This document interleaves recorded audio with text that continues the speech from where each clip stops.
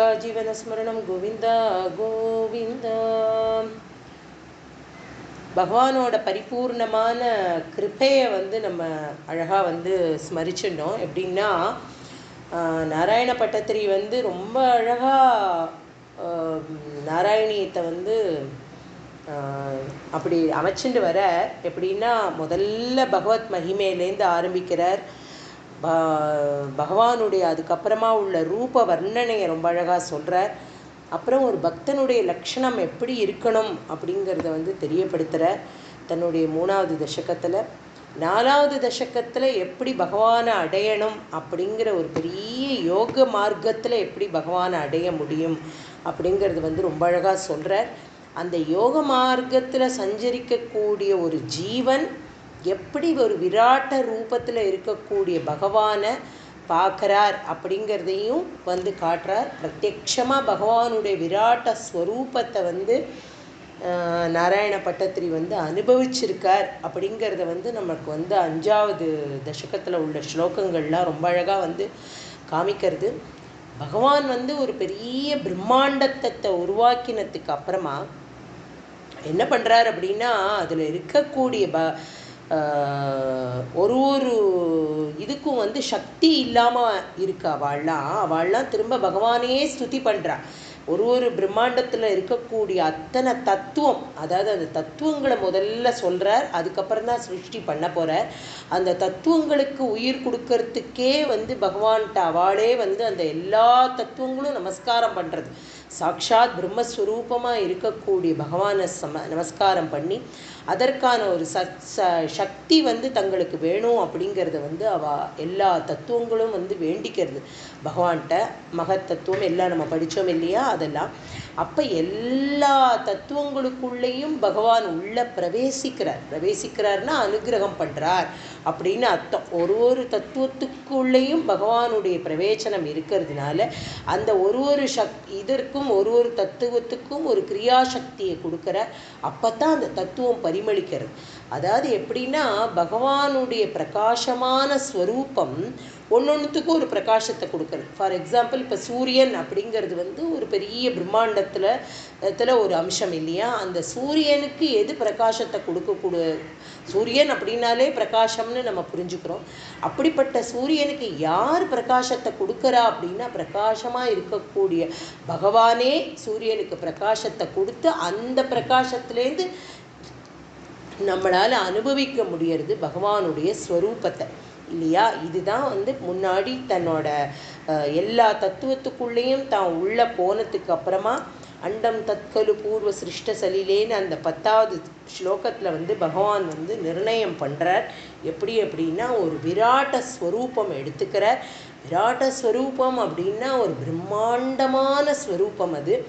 அதாவது நம்மளோட கற்பனை அப்படிங்கிற வார்த்தை சொல்லக்கூடாது. ஆக்சுவலி அது கற்பனைக்கு எட்டாத உருவம் அப்படின்னா கற்பனையெல்லாம் பண்ண முடியாது இல்லையா. பகவானுடைய ஒரு ஸ்வரூபத்தை ஆசிரியம் பண்ணோம் அப்படின்னா அதுக்கு அவனுடைய கிருபா கட்டாட்சம் இல்லாமல் அதை ஆசிரியம் பண்ண முடியாது. ஓகே, நம்ம ஒரு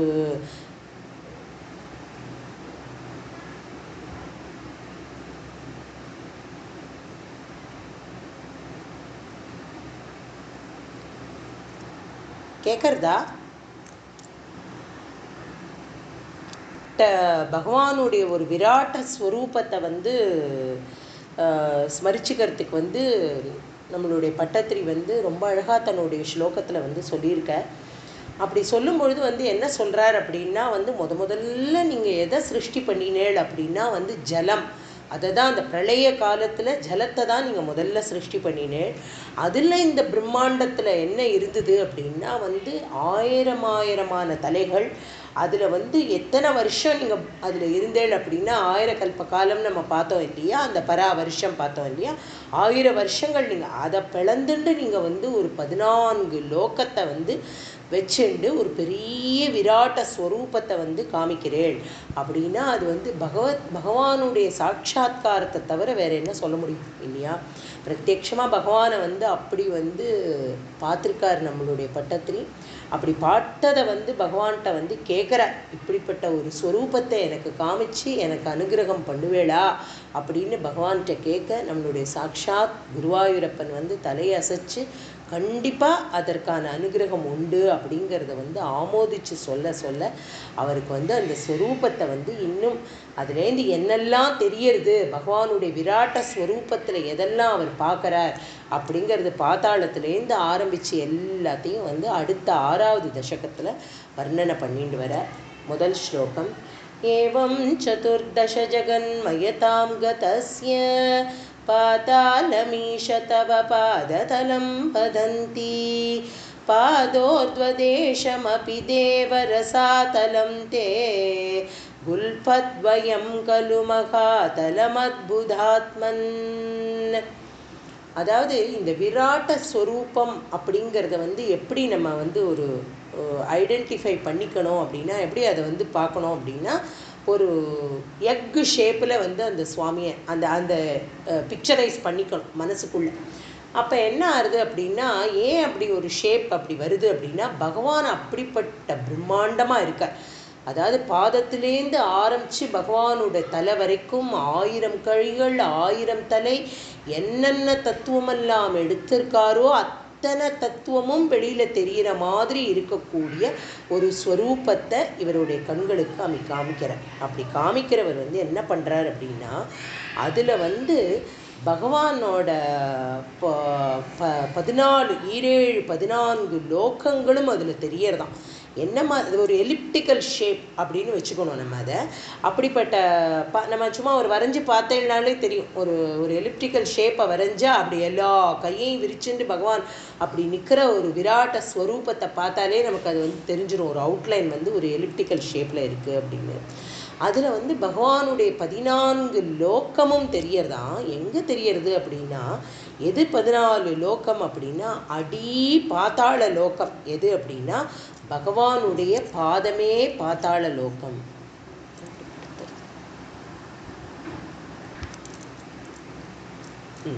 இப்போ பிரளய காலத்தில் அந்த முதல் ஸ்லோகத்தில் வந்து பார்க்கலாம். அவர் வந்து என்ன சொல்கிறார் அப்படின்னா, பகவானை வந்து குருவாயூரப்பா அப்படின்னு அட்ரஸ் பண்ணிவிட்டு அவர் என்ன சொல்கிறார், 14 லோகத்தையும் வந்து பார்க்குறார் அந்த விராட்ட ஸ்வரூபத்தில். அப்படி பார்க்கும் பொழுது எதை முதல்ல அவர் பார்க்குறார் அப்படின்னா, அதை தான் சொல்கிறார்.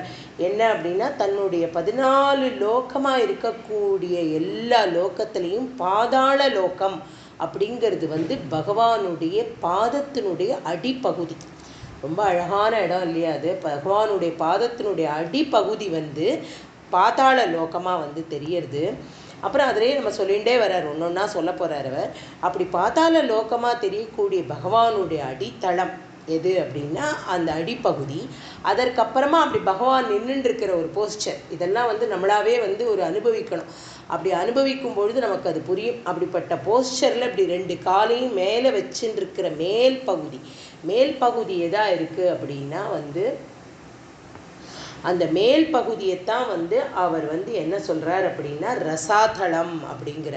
பகவானுடைய உள்ளங்கால்கள் வந்து பாதாளமாகவும் பாதாள மேலே வந்து இருக்கக்கூடிய பாதோர்த்வ தேசம் அப்படிங்கிற. பாதோர்த்வன மேலே இருக்கக்கூடிய பாதத்தினுடைய பகுதி வந்து என்னவா இருக்குது அப்படின்னா ரசாதளம் அப்படிங்கிறதாகவும் இருக்குது. இப்படிப்பட்ட அற்புதமான ஒரு ஸ்வரூபம் இல்லையா பகவான், அதை வந்து அப்படியே ரசிக்கிறார். இப்படிப்பட்ட அற்புதமான ஒரு ஸ்வரூபத்தை உடைய குருவாயூரப்பா, உன்னுடைய வந்து இந்த கணுக்கால்கள் இருக்குது இல்லையா, அதாவது நம்ம ஆங்க்லெட், நம்ம லேடிஸ்க்கு பார்த்தோன்னா நமக்கு தெரியும் இல்லையா, கொலுசு போட்டுக்கிற இடம், அதுதான் கணுக்கால்கள் அப்படின்னு சொல்கிறோம். அதுதான் வந்து என்ன அப்படின்னா குல்ஃபத்வயம் அப்படிங்கிற. அந்த குல்ஃபத்வயத்தில் வந்து என்ன லோகம் இருக்குது அப்படின்னா அதுதான் மகாதலம் அப்படிங்கிற லோகம் அங்கே இருக்குது. இப்படி இந்த 3 லோகத்தையும் வந்து முதல் ஸ்லோகத்தில் வந்து சொல்கிற. ஆக்சுவலி வந்து நம்மளுடைய அனந்தராம தீட்சிதரோட தமிழ் உரை, செங்காலிபுரம் அனந்தராம தீட்சிதர், அவர் இல்லை அப்படின்னா இன்னைக்கு வந்து இந்த நாராயணியம் இல்லை. சத்தியம் அப்படி தான் எடுத்துக்கணும் நம்ம. ஏன்னா அத்தனை பேரும் நாராயணியத்தை வந்து பாவார்த்தம் பண்ணி நாராயணியத்தை பிரவச்சனம் பண்ணுறவா, நாராயணியத்தை பற்றி சொல்கிறவா, அது மலையாளம் லாங்குவேஜாக இருந்தாலும் அந்த லாங்குவேஜில் சொல்கிறவாளாக இருக்கட்டும், தமிழில் சொல்கிறவாளாக இருக்கட்டும், அத்தனை பேரும் முதல்ல நமஸ்காரம் பண்ணுறது அனந்தராம தீட்சிதர். அவர் அப்போ பெரியவருக்கு அவருக்கு தான் வந்து நமஸ்கரிச்சுக்கிறா. அவர் வந்து என்ன அவருடைய அர்த்தத்தில் வந்து எழுதிட்டு வரார் அப்படின்னா, பகவான் வந்து என்ன சொல்கிறார் அவர் வந்து அப்படின்னா, ரொம்ப பரபிரம்மஸ்வரூபமாக இருக்கக்கூடிய பகவானுடைய அவயங்களை வந்து அவருடைய ரூப லாவண்யத்தில் எதெல்லாம் இருக்குது அப்படின்னா அவரை நம்ம புரிஞ்சுக்கணும் யார். அதுதான் இப்போ நம்ம போன தசகத்திலேயே நான் வந்து சொன்னேன் என்ன அப்படின்னா, ஒரு அற்புதமான ஒரு விஷயத்தை பற்றி நம்ம தெரிஞ்சுக்கிறோம் அப்படின்னா அதனுடைய சுவாது என்னன்னு நமக்கு புரியணும் இல்லையா? புரியலைன்னா அதை நம்ம ரசிக்க முடியாது, யாருக்குமே ரசிக்க முடியாது. ஒரு பகவான்கிட்ட போய் நம்மளுடைய சரணாகதி அப்படிங்கிறது கிடைக்கணும் அப்படின்னா எப்போ கிடைக்கும்? பகவானை பற்றின விஷயங்கள் என்ன அப்படிங்கிறது தெரிஞ்சுக்காமல் நமக்கு கிடைக்காது. அப்படிப்பட்ட ஒரு சிருஷ்டி அப்படி பண்ணியிருக்கார் அப்படின்னா அதுக்கு அவர் வந்து சொல்கிறார். இதற்கு வந்து எப்படின்னா அதை வந்து பகவானை வந்து சத்ரூபியாக இருக்கக்கூடிய பகவான், சித்ஸ்வரூபமாக இருக்கக்கூடிய பகவான், சித்கணமாக இருக்கக்கூடிய பகவான், இது எல்லாத்துக்கும் மூல காரணமாக இருக்கக்கூடியது ஒரே ஒருத்தர் தான் அப்படிங்கிறத நம்ம வந்து ச ஏகக அப்படின்னு எப்படி உபனிஷதும் வேதமும் வந்து கொண்டாடுறதோ அப்படிப்பட்ட அவர்கிட்டேந்து இருக்கக்கூடிய ஸ்வரூபமாக சின்னதாக அவர் சிருஷ்டி பண்ணி இருக்கிற அத்தனையும் வந்து சொல்லக்கூடிய அளவுக்கு நமக்கு வந்து அருகதை இல்லை. அதற்கான கருத்துரையே இதில் சொல்ல முடியலை, எழுத முடியல அப்படின்னு போட்டிருக்கார் அவர் வந்து. அப்போ அவரை வந்து எந்த ஒரு பாவத்தில் போயிருப்பார் அனந்தராம தீட்சிதர். ஒரு ஸ்லோகம் சொல்லும் பொழுது எந்த ஒரு பாவத்தில் நினச்சி பார்த்துருப்பார். அவரும் பிரத்யட்சமாக நாராயண பட்டத்திரியாட்டம் அதை அனுபவிச்சிருப்பாரா இருக்கும். அப்படிப்பட்ட ஒரு அனுபவத்தில் அவர் வந்து அப்படி சொல்கிறார். இருந்தாலும் பிரதிபதார்த்தம் எழுதியிருக்கார் எல்லாத்துக்கும். என்ன பகவானுடைய இந்த ஸ்லோகங்களுக்கான அர்த்தங்களை எழுதிகிட்டே வந்திருக்கார். அதை வச்சு அதாவது நம்மளுடைய திருஷ்டிக்கு அறிவுக்கு எதற்குமே புலப்படப்படாத ஒரு பெரிய பகவான் சாட்சாத்காரத்தை வந்து சின்ன குழந்தைகளுக்கு கையில் வந்து ஒரு பொம்மையை கொடுத்தா அது எப்படி விளையாடும், அந்த மாதிரி அந்த நிலைமையில தான் நம்ம அத்தனை பேருமே இருக்கோம். ஏன்னா அது அவ்வளோ பெரிய பிரம்மாண்டத்தை நம்ம எப்படி புரிஞ்சுப்போம் அப்படின்னா அந்தையும் பகவான் தான் பண்ண வைக்க முடியுமே தவிர வேறு யாரும் அதை எக்ஸ்பிளைன் பண்ணியோ இது இப்படி தான் இருக்கும், இந்த ஸ்வரூபம் இப்படி இருக்கும், இதோட கண்ணு இப்படி இருக்கும், இதோட காது இப்படி இருக்கும்லாம் சொல்கிறேன் தூளி அருகத்தை போலும் நம்ம யாருக்குமே இருக்காது. அதை வந்து நம்ம வந்து அனுபவிக்க முடியுமே தவிர வந்து அதை எப்படி எக்ஸ்பிளைன் பண்ணுறதுன்னு தெரியல. இருந்தாலும் நமக்கு வந்து விஷயம் தெரியணும் இல்லையா, என்ன இருக்குது இதில், என்ன சொல்லியிருக்கார் அப்படிங்கிறத வந்து ஒரு ரசானுபாவமாக அதை வந்து அக்செப்ட் பண்ணிட்டு அந்த ஒரு என்ன சொல்கிறது அந்த பிளிஸ்ஸை வந்து அனுபவிக்கணும் எல்லாரும். அதுதான் என்னுடைய பிரார்த்தனை.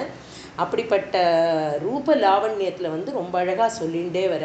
அப்படி சொல்லும்பொழுது முதல் ஸ்லோகத்தில் வந்து 3 லோகத்தை வந்து சொல்லிடுறார். என்ன அப்படின்னா பகவானுடைய பாதமாக இருக்கக்கூடிய பாதத்தினுடைய அடி வந்து பாதாள லோகமாகவும், பாதத்தினுடைய மேல்தளம் வந்து ரசாத்தலமாகவும், ஆங்க்லெட்ஸ் அந்த குல்ஃபத்வயம் அது வந்து மகாத்தலமாகவும், ரொம்ப ஒரு அற்புதமான ஒரு சரீரத்தை வந்து அதை சரீரத்தில் இத்தனை தத்துவங்கள் இருக்கிறத விராட்ட ஸ்வரூபத்தில் பகவானை குருவாயூரப்பனை அப்படி வந்து ஸ்மரிக்கிறார் பட்டத்ரி. தன்னுடைய 2வது ஸ்லோகத்தில் என்ன சொல்கிறார் அப்படின்னா, ஜங்கே தலாதலமதோ சுதலம் ச ஜானூ கிஞ்சோருபாகயுகலம் விதலாதலே த்வே शोणीतलं जगनमम्बरमङ्गनाभिः वक्षश्च चक्रनिलयस्तव चक्रपाणे. பகவானை வந்து அழைக்கிறார். அப்பா சக்கரபாணியாக இருக்கிற கையில் சக்கரத்தை ஏந்திண்டு காட்சி கொடுக்கக்கூடிய பகவானே குருவாயூரப்பா, உன்னுடைய ஒன்னொன்னா சொல்லிகிட்டே வராரு இல்லையா. இப்போ முதல்ல பாதாளம் பகவானுடைய பாதத்தினுடைய அடித்தளத்தை சொல்கிறார். மேல்தளத்தில் இருக்கிறத வந்து மகாதளம் அப்படி ரசாதளம் அப்படிங்கிறத சொல்கிறார். அதற்கு மேலே இருக்கக்கூடிய கணுக்கால் அந்த இடத்த வந்து மகாதலம் அப்படின்னு சொல்கிறார். குல்பத்வயம் அதை வந்து மகாதளம் அப்படின்னு வந்து சொல்கிறார். சொன்னதுக்கு அப்புறமா பகவானை வந்து சொல்கிறார். அதுக்கும் மேலே ஜங்கே தலா தலஞ்ச அப்படின்னா என்ன அப்படி அர்த்தம்னா காஃப் மசில், நம்ம ஆடு சதை அப்படின்னு சொல்கிறோம் இல்லையா, அந்த இடத்துக்கு வந்து தலாதலம் அப்படிங்கிற ஒரு லோகம் இருக்குது, அதை சொல்கிறார். அதற்கப்புறம் ஜானுன்னா பகவானுடைய ரெண்டு முட்டிக்கால்கள்லையும் வந்து என்ன இருக்குது அப்படின்னா சுதலம் அப்படிங்கிற ஒரு லோகம். இதெல்லாம் பல லோக்கங்கள், எல்லா லோக்கத்தையும் பகவான் வந்து எப்படி காமிச்சு தராருங்கிறது வந்து பட்டத்திரி ஸ்மரித்து நமக்கெல்லாம் சொல்கிறார். அப்படி இருக்கும் பொழுது இந்த சுதலம் ஜானு அப்படின்னா சாக்ஷாத் ராமச்சந்திர பிரபுவோடைய கைகள் வந்து முழங்காலை விட கீழே இருக்குமா.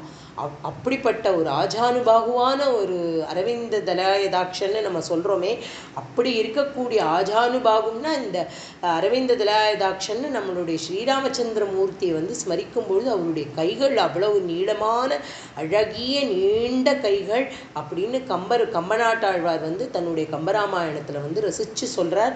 அந்த ஜங்கே அந்த ஜானுக்கு கீழே இருக்கான், முழங்கால தொடக்கூடிய அளவுக்கு நீண்ட கைகளை உடையவர் நம்மளுடைய சாக்ஷாத் ராமச்சந்திர மூர்த்தி அப்படின்னு சொல்கிறார்.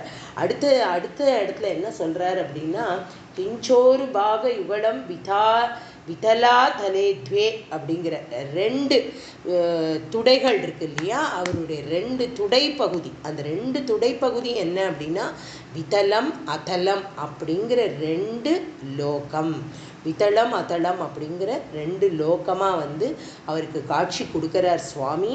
அப்படி காட்சி கொடுத்ததுக்கு அப்புறமா அடுத்தது எது சொல்கிறார் அப்படின்னா வந்து அந்த ஜகனம் அப்படின்னா வந்து இடுப்பு பகுதி. அந்த இடுப்பு பகுதி வந்து எது அப்படின்னா நம்மளுடைய பூமி பிருத்வி, அந்த இடுப்பு பகுதி வந்து பூமியாக இருக்குது. அங்கேருந்து வரக்கூடிய நாபி, அதாவது நாபி கமலம் இருக்கு இல்லையா, அதுதான் தொப்புள் கொடின்னு சொல்கிறோம் இல்லை, அதுதான் வந்து ஆகாஷ ரூபமாக இருக்குது. ஆகாஷ ரூபம் அப்படிங்கிறச்ச வந்து ரொம்ப அழகாக வந்து திரும்ப எக்ஸ்பிளைன் பண்ணுறார் நம்மளுடைய பாலாஜி அண்ணா வந்து திரும்ப ரொம்ப அழகாக எக்ஸ்பிளைன் பண்ணுறார். எப்படி அப்படின்னா இப்போ நம்ம பார்க்கக்கூடிய இந்த ஆகாஷம், முன்னாடி பார்த்தோம் இல்லையா ஒரு ஸ்பேஸ் அப்படின்னு பார்த்தோம், அதாவது எப்படின்னா ஒரு பெரிய பக்கெட்டுக்குள்ளே வந்து ஜலத்தை ரொப்புறோம் அப்படின்னா அந்த ஜலமும் இருக்குது, அதுக்குள்ளே என்ன இருக்குது ஒரு ஸ்பேஸும் இருக்குது இல்லையா, அந்த ஸ்பேஸ் இஸ் டிஃப்ரெண்ட், அது வந்து இடைவெளி அப்படின்னு சொல்கிறோம் தமிழில். அதாவது கொஞ்சம் ரொம்ப ஆழமாக இதை பற்றியெல்லாம் நான் முன்னாடி சொன்ன அதே தான். இது எதுக்குமே வந்து நம்மளுடைய பகவான் நமக்குன்னு ஒரு மெஷர் கொடுத்துருக்காரு இல்லையா, அந்த மெஷர்லேருந்து மீறி நம்மளால் எதையும் வந்து எண்ணி பார்க்கக்கூடிய சக்தியை வந்து பகவான் தான் கொடுக்க முடியும். அதாவது ஆராய்ச்சி பண்ணி இது பெருசா அது பெருசா அப்படின்னெல்லாம் கேட்கக்கூடிய ஒரு ஸ்திதியில் நம்ம யாருமே இல்லை. ஏன்னா இதெல்லாம் அனுபவிக்க ஆரம்பிச்சாச்சு அப்படின்னா டோட்டல் சரண்டர் வந்துடும் இல்லையா. நம்மளை அறியாமல் பகவான்கிட்ட வந்து என்னப்பா நீ என்னவா இருந்தா என்ன, எந்த தலமாக இருந்தா என்ன, பாதாளமாக இருந்தா என்ன, எந்த லோகமாக இருந்தா என்ன, எல்லாமே சாட்சாத் குருவாயூரப்பன் அப்படிங்கிற ஒரு தோணல் நமக்கு வர வர வர என்ன ஆகிடும் அப்படின்னா இதை பற்றின ஒரு கேள்விகளுக்கெல்லாம் நம்ம புத்தி போகக்கூடாது. நம்ம இந்த மாதிரியான கேள்விகளுக்கெல்லாம் புத்தி போகவும் போகாது. அப்படியே ஆச்சரியமாக அந்த ஒரு அனுபவம் அதில் அப்படியே ஆழ்ந்து போயிடுவோம். அதை அப்படியே நம்மளை அமைக்கிடும் அந்த மாயா. அப்படி இருக்கக்கூடியவர் வந்து ஒன்றொன்னா சொல்லிட்டு வரார். ஆனால் அவருக்கு காட்சி கொடுக்குற குருவாயூரப்பன் வந்து பட்டத்திரிக்கு ரொம்ப அழகாக இந்த காட்சியை தர தன்னுடைய ஸ்லோகத்தில் அவர் எழுதுகிறார். அப்போ என்ன சொல்கிறார் அப்படின்னா இப்போ தொடை வரைக்கும் சொல்லிட்டார். தொடைக்கு மேலே இருக்கக்கூடிய இடுப்பு பகுதி அதுதான் வந்து என்ன அப்படின்னா பூமி அப்படிங்கிறார். அதற்கப்புறமா என்ன சொல்ல போகிறார் அப்படின்னா நாபி கமலமாக இருக்கக்கூடிய நாபிலேருந்து தான் ஆகாஷம் அப்படிங்கிறார். ஆகாஷம்னா நம்ம பிரத்யட்சமாக பார்க்குறோம் இல்லையா, பூமி ஆகாஷம் அப்படின்னு சொல்கிறோம் இல்லை, மேலே பார்க்கக்கூடிய அந்த ஆகாஷம். அதாவது இப்போ வந்து என்னென்னா இந்த பஞ்சபூதங்களில் இருக்கிற ஆகாஷம் இப்போ நம்ம பேசலை. ஏன்னா பஞ்சபூதங்களில் இருக்கிற சிருஷ்டியில் இருக்கிற ஆகாசம்னா தட் இஸ் ஸ்பேஸ். அது வந்து இடைவெளி, ஒரு விஷயத்துக்கும் இன்னொன்றுக்கும் இருக்கக்கூடிய இது. அது அவ்வளோ டெப்த்து நமக்கு அவசியம் இல்லை. இருந்தாலும் இப்போ நம்ம அழகாக நம்மளுடைய, ஆனால் எல்லாரும் வாழ்க்கையில் வந்து இது படிக்கும்போது தான் எனக்கும் வந்து தோணித்து, இத்தனை வருஷமாக வந்து ரொம்ப அழகாக எல்லாரும் விஷ்ணு சஹஸ்ரநாமெல்லாம் சொல்லிகிட்டே வரோம். விஷ்ணு சஹஸ்ரநாமத்தில் சொல்லாத விஷயமே கிடையாது. அப்படின்னா நம்மளுடைய பீஷ்மாச்சாரியால் வந்து எப்படி அனுபவிச்சிருப்பார் பகவான், எல்லாம் சொல்லியிருக்கார். அதில் போடுறார், எஸ்யனாபேர்வியத சுர நிலச்சந்திர சூரிய உச்சநேத்ரே கர்ணாவாஷா சிரோத்யௌர்முகமபிதகனோ எஸ்ய வாஸ்தேயமப்திகி. அதே தான் இப்போ நம்மளுடைய நாராயண பட்டத்திரியோட ஸ்லோகத்தில் அவ்வளவு எப்படி விஷ்ணு சஹஸ்ரநாமத்தில் என்னெல்லாம் பகவானுடைய ரூப லாவண்ய வர்ணனை பகவான் தியானம் பண்ணுறது. ஷீரோதன்வத் பிரதேசே சுச்சிமணி விலசத் சைக்கதைர் மௌக்திகா நாமாலா கிளுப்தாசனஸ்தஸ்பட்டிகமணி நிபை மௌக்திகைர் மண்டிதாங்ககா அப்படின்னு பகவானுடைய தியான ரூப லாவண்யத்தை அப்படியே நம்மளோட ஸ்லோகத்தில் சொல்கிறார். எப்படி ஆச்சாரியால் வந்து அப்படி அனுபவிச்சாரோ அது அத்தனையும் இப்போ இங்கே பட்டத்திரி அனுபவிச்சுருக்கார். இதெல்லாம் விட என்ன சாட்சாத்காரம் நமக்கு வந்து பகவான் இருக்காரா இல்லையா அப்படிங்கிற கேள்விகளுக்கெல்லாம் அர்த்தமே இல்லை. அதெல்லாம் வந்து ரொம்ப அசட்டுத்தனமான ஒரு எண்ணம் அப்படின்றது தான் நமக்கு இப்போ தோன்றது. அப்படிப்பட்ட சகஸ்ரநாமத்திலையும் அவர் வந்து சொல்கிறார் அந்த மாதிரி. இப்போ என்ன அப்படின்னா அடுத்தது வந்து என்ன சொல்ல போகிறார் அப்படின்னா வந்து வக்ஷக, இடுப்பை வந்து அது மாதிரி சொல்லிட்டார். அதுக்கப்புறமா வந்து தொப்புளை வந்து அம்பரம் அப்படிங்கிறார். அம்பரம்னா ஆகாசம் இல்லையா, தொப்புளை வந்து ஆகாசத்துக்கு சொல்லிட்டு வரார். சொல்லிட்டு வந்ததுக்கு அப்புறமா வந்து அவருடைய வக்ஷஸ்தலம், அதாவது மார்பு, அது என்ன அப்படின்னா வந்து சக்கர நிலையஸ்த. இப்போ வந்து சக்கரை நம்ம போன சாப்டரில் நம்ம பார்த்தோம் இல்லையா, நம்மளுடைய இவருடைய இதில் வந்து இப்போ வாமன அவதாரத்தில் பார்க்கும்பொழுது சக்கரசியம் தான் முதல் ஸ்லோகமே ஆரம்பிக்கிறது. இந்த இடத்துல சக்கரன் அப்படின்னா வந்து இந்திரனை குறிக்கிறது. இந்திரலோகத்தை தான் வந்து அவர் வந்து அவருடைய வக்ஷஸ்தலத்துக்கு வந்து இந்திரலோகத்தை காமிக்கிறார். எப்படின்னா ஸ்வர்கலோகம், இந்திரலோகம் வந்து எது அப்படின்னா அதுதான் ஸ்வர்கலோகம். அதுதான் பகவானுடைய மார்பு விராட்ட ஸ்வரூபத்தில் இருக்கக்கூடிய வக்ஷஸ்தலத்தில். அதுக்கப்புறமா என்ன அப்படின்னா கிரீவகன்னா கழுத்து, அவருடைய கழுத்து. அந்த கழுத்து வந்து என்ன சொல்கிறார் அப்படின்னா வந்து அதுலேருந்து வரக்கூடிய முகமபிதகனோ அப்படின்னு நம்ம இப்போ சொன்னோம் இல்லையா, பகவானுடைய கழுத்து முகமபிதகனோ, அது வந்து முகமாக இருக்குது. அந்த முகம் வந்து என்ன அப்படின்னு அதுக்கப்புறம் வந்து அவருடைய அதுதான் ஜனக அப்படிங்கிற. இப்போ வரிசையாக நம்ம சொல்லிகிட்டே வரலாம். எப்படின்னா பாதம் துடை வரைக்கும் 7 லோகம் நம்ம பார்த்துட்டோம் இல்லையா, அதல வித்தலை பார்த்தோம். அதுக்கப்புறமா வந்து அதுக்கும் மேலே வந்து என்ன சொன்னார் அப்படின்னா பகவானுடைய இது சாரி 2 முழங்காலுனுடைய லோகத்தை வந்து சொல்லிட்டு வர்றார். அதுக்கப்புறமா தன்னுடைய தொடையை பகவானுடைய தொடையோட இதை சொல்கிறார், அத்தல வித்தல லோகம் அப்படிங்கிறத. அதுக்கப்புறமா இடுப்பு பகுதியை வந்து பூமி அப்படின்னு சொல்கிறார், அதுதான் பூஹு அப்படிங்கிறா. அப்புறம் நாபி, அதுதான் ஆகாசம். புவக அப்படி நம்ம சொல்கிறோம் இல்லையா, பூஹு புவக சுவக மகக ஜனக தபக அப்படின்னு அந்த 7 லோகம் சொல்கிறோம். 14 லோகம் இல்லையா, அந்த 14ல் இந்த மேல் பகுதி இடுப்புக்கு மேலே இருக்கக்கூடிய விஷயங்களை வந்து சொல்லிட்டு வர. இடுப்பு பூஹு அப்படிங்கிற பூமி, நாபி எது அப்படின்னா ஆகாசம் அப்படிங்கிற புவக, மார்பு எது அப்படின்னா இந்திரன் அப்படின்னு சொல்லக்கூடிய இந்திரலோகமாக இருக்கக்கூடிய ஸ்வர்கலோகமாக இருக்கக்கூடிய சுவக. அதுக்கப்புறமா கிரீவா அப்படின்னா வந்து கழுத்து பகுதி, கழுத்து, அதுதான் மகக. அதாவது எப்படி சொல்கிறா அப்படின்னா பகவான் வந்து தவக்ரீவ அப்படிங்கிற இந்த இடத்துல பகவான் வந்து வேற முகங்கள் பகவான் எடுத்துட்டு இருக்கிறதுக்கு வந்து ஹயக்ரீவர் அப்படின்னு சொல்கிறோம். அதாவது கழுத்து பகுதிக்கு பேர் வந்து கிரீவர். கம்புக்ரீவன்னா சங்கு தெரியறது, அந்த இதுக்கு வந்து கம்புக்ரீவம் அப்படின்னு சொல்லுவாள். இங்கே வந்து தவக்ரீவ அப்படின்னு சொல்கிறார். தவக்ரீவ அப்படிங்கிறது வந்து மகக அப்படிங்கிற ஒரு லோகம். முகம் அப்படிங்கிறது வந்து ஜனக அப்படிங்கிற ஒரு லோகம். அவருடைய நெற்றி அவ்வளோ அழகு. பாலம் அப்படின்னா நெற்றி. அந்த நெற்றி எது அப்படின்னா தபலோகமாக இருக்குது. இதற்கும் மேலே என்ன இருக்குது அப்படின்னா பகவானுடைய சிரஸ். அந்த சிரஸ் தலை அப்படிங்கிறது தான் சத்தியலோகமாக இருக்குது அப்படிங்கிறது. இப்போ திரும்ப இந்த ஸ்லோகத்தை நம்ம வந்து படித்தோன்னா நமக்கே புரியும். ஜங்கே தலாதலமதோத்சுதலம் ச ஜானு கிஞ்சோருபாகயுகலம் விதலாதலே த்வே க்ஷோணீதலம் ஜகனம் அம்பர மங்கனாபிஹி பக்ஷச்ச சக்கர நிலையஸ்தவ சக்கரபாணே.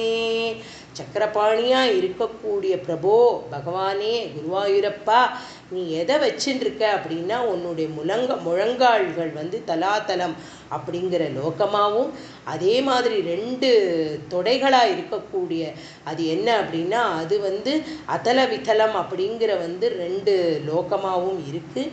இதுக்கும் மேலே வந்து ஜெகரமாக இருக்கக்கூடிய இடுப்பு அப்படிங்கிறது வந்து எந்த லோகம் அப்படின்னா பூஹு அப்படின்னு சொல்லக்கூடிய லோகம். அதுலேருந்து வந்து க்ஷோணீதலம் அப்படின்னா நாபி தொப்புள் அம்பரம் வந்து ஆகாசமாக இருக்குது. வக்ஷஸ்தலமாக இருக்கக்கூடிய பகவானோட மார்பு வந்து சுவக அப்படிங்கிற இந்திரலோகமாக இருக்குது. அப்புறம் மகக அப்படிங்கிறது வந்து பகவானுடைய கழுத்தை குறிக்கிறது. முகம் அப்படிங்கிறது ஜனக அப்படிங்கிற லோகத்தை குறிக்கிறது. நெற்றி பாலம் தபக அப்படிங்கிற லோகத்தை குறிக்கிறது. அது வந்து அடுத்த ஸ்லோகத்தில் சொல்கிறார். அதுதான் அதை சொல்கிறேன்.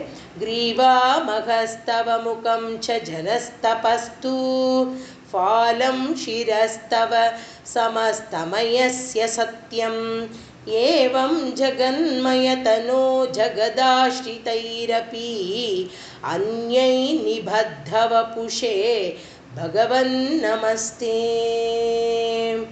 இந்த மாதிரி மகரலோகம் அப்படிங்கிற அதான் பகவானுடைய கழுத்துலேருந்து கிரீவா அதை சொல்லிட்டு வர்றார். எப்படி அப்படின்னா வந்து கழுத்து வந்து மகர்லோகம் அப்படின்னு சொல்கிறார். முகம் அப்படிங்கிறது வந்து ஜனோலோகம் அப்படிங்கிற ஜனக அப்படிங்கிற வார்த்தை. பாலம் நெற்றியானது வந்து தபக அப்படிங்கிற தபோலோகம். இது மாதிரி எல்லாத்தையும் உனக்குள்ள வச்சுருக்கியே அப்படிங்கிறத வந்து பகவானை பார்த்து அவர் சொல்கிறார். இதுக்கும் மேலே என்ன இருக்குது அப்படின்னா பிரம்மலோகமாக இருக்கக்கூடிய சத்தியலோகம் அது எது அப்படின்னா தங்களுடைய சிரசு. இப்படி மாதிரி எல்லா விதமான விஷயத்தையும் தனக்குள்ள இப்போ தான் நம்மளுடைய அந்த பழைய பிரளயத்தை நம்ம வந்து முதல்ல ஸ்லோகங்களில் பார்த்தோம் இல்லையா. பகவான் அத்தனையும் சிருஷ்டி பண்ணினத்துக்கு அப்புறமா அத்தனை சிருஷ்டிக்கும் ஒரு உயிர் நாடியை கொடுக்குறார். அப்படி ஒரு உயிர் நாடியாக ஒன்னொன்றுக்குள்ளேயும் பகவான் பிரவேசனம் பண்ணி அப்படிப்பட்ட ஒரு சிருஷ்டியை உருவாக்கி சிருஷ்டி ஸ்திதி அதையும் வாழ வைத்து அதற்கப்புறமா அது ஒரு பிரளய காலத்தில் எல்லாத்தையும் ஒடுக்கி தனக்குள்ளேயே எல்லாத்தையும் திரும்ப இதே மாதிரி ஒரு விராட்ட ஸ்வரூபத்துக்குள்ள பகவான் இந்த உலகம் பூரா, உலகம்னா not only our earth India மாத்திரமோ இல்லை அதர் பூலோகமோ அது மாத்திரம் இல்லை, சகலத்தையும் ஒடுக்கி சாக்ஷாத் பகவான் மாத்திரம் அவர் மாத்திரம் தனியாக நிற்கக்கூடிய அந்த ஒரு மகாஸ்வரூபத்தை வந்து நம்ம மனசில் ஸ்மரிச்சுக்கணும். அதற்கு தான் அவர் வந்து சொல்லியிருக்கார், இந்த மாதிரியான ஒரு பெரிய பிரம்மாண்டத்தை வர்ணிக்கக்கூடியதோ இல்லை அதை பற்றி பிரசங்கிக்கக்கூடிய ஒரு விஷயமாவோ இதை வந்து நம்மளால் சொல்ல முடியாத ஒரு பிளிஸ்ஃபுல்னஸில் இருக்கக்கூடிய ஒரு விஷயம் அப்படிங்கிறத வந்து பகவானோடதை வந்து ரொம்ப அழகாக இந்த இடத்துல காட்டுறா. இதற்கப்புறமா இன்னும் அடுத்ததாக வந்து 4வது ஸ்லோகத்தில் வந்து என்ன சொல்கிறார் அப்படின்னா, त्वद्ब्रह्मरन्ध्रपदमीश्वर विश्वगन्ध छन्दांसि केशवगणास्तव केशभाषा उल्लासि चिल्लियुगलं द्रुहिणस्य गेहं पक्ष्माणि रात्रिदिवसौ सविता च नेत्रे. இப்போவும் ரொம்ப அழகாக வந்து பகவான்கிட்ட வந்து சொல்கிற, நம்ம முன்னாடி பார்த்தோம் இல்லையா, நம்மளுடைய அஷ்டாங்க யோகத்தில் வந்து நம்ம படிச்சுட்டு வரும்பொழுது வந்து நமக்கு வந்து ஒரு ஒரு நாடி சுஷும்னா நாடி அப்படிங்கிறது பார்த்தோம். நம்மளோட உடம்புல வந்து என்ன மாதிரியான ஒரு சரீர பிரகிருதி வந்து நம்ம பகவான் வந்து நமக்கு எப்படிப்பட்ட ஒரு சரீரத்தை கொடுத்துருக்க, அதில் உள்ள எல்லா அங்க அவயங்கள்லையும் எப்படி இருக்கோ அது மாதிரி இப்போ ஒரு பெரிய அது மாதிரி சொல்ல முடியாது. சாக்ஷாத் பகவத் ஸ்வரூபமாக இருக்கிற பகவானுக்கும் ஒரு பிரம்மநாடி இருக்கணும் இல்லையா, ஊர்துவநாடின்னு நம்ம சொல்கிறோம் இல்லையா, அந்த மாதிரி இங்கே பகவானுக்கு எது ஊர்துவநாடியாக இருக்குது அப்படின்னா எதை சொல்கிறார் அப்படின்னா துவத்பிரம்மரந்திர பதம் அப்படிங்கிறது வந்து உங்களுடைய பிரம்மரந்திரம் எது அப்படின்னா சாக்ஷாத் வேதங்கள் அப்படிங்கிற வேதஸ்வரூபம் சந்தத்தோட கூடிய அத்தனை வேதங்களும் தான் உங்களுடைய பிரம்மரந்திரம் அப்படிங்கிறத வந்து சொல்கிறார். அதுக்கப்புறம் அடுத்தது வந்து என்ன சொல்கிறார் அப்படின்னா ஹரே கேசவா அப்படின்னு பகவானை பார்த்து ஸ்துதி பண்ணுறார்.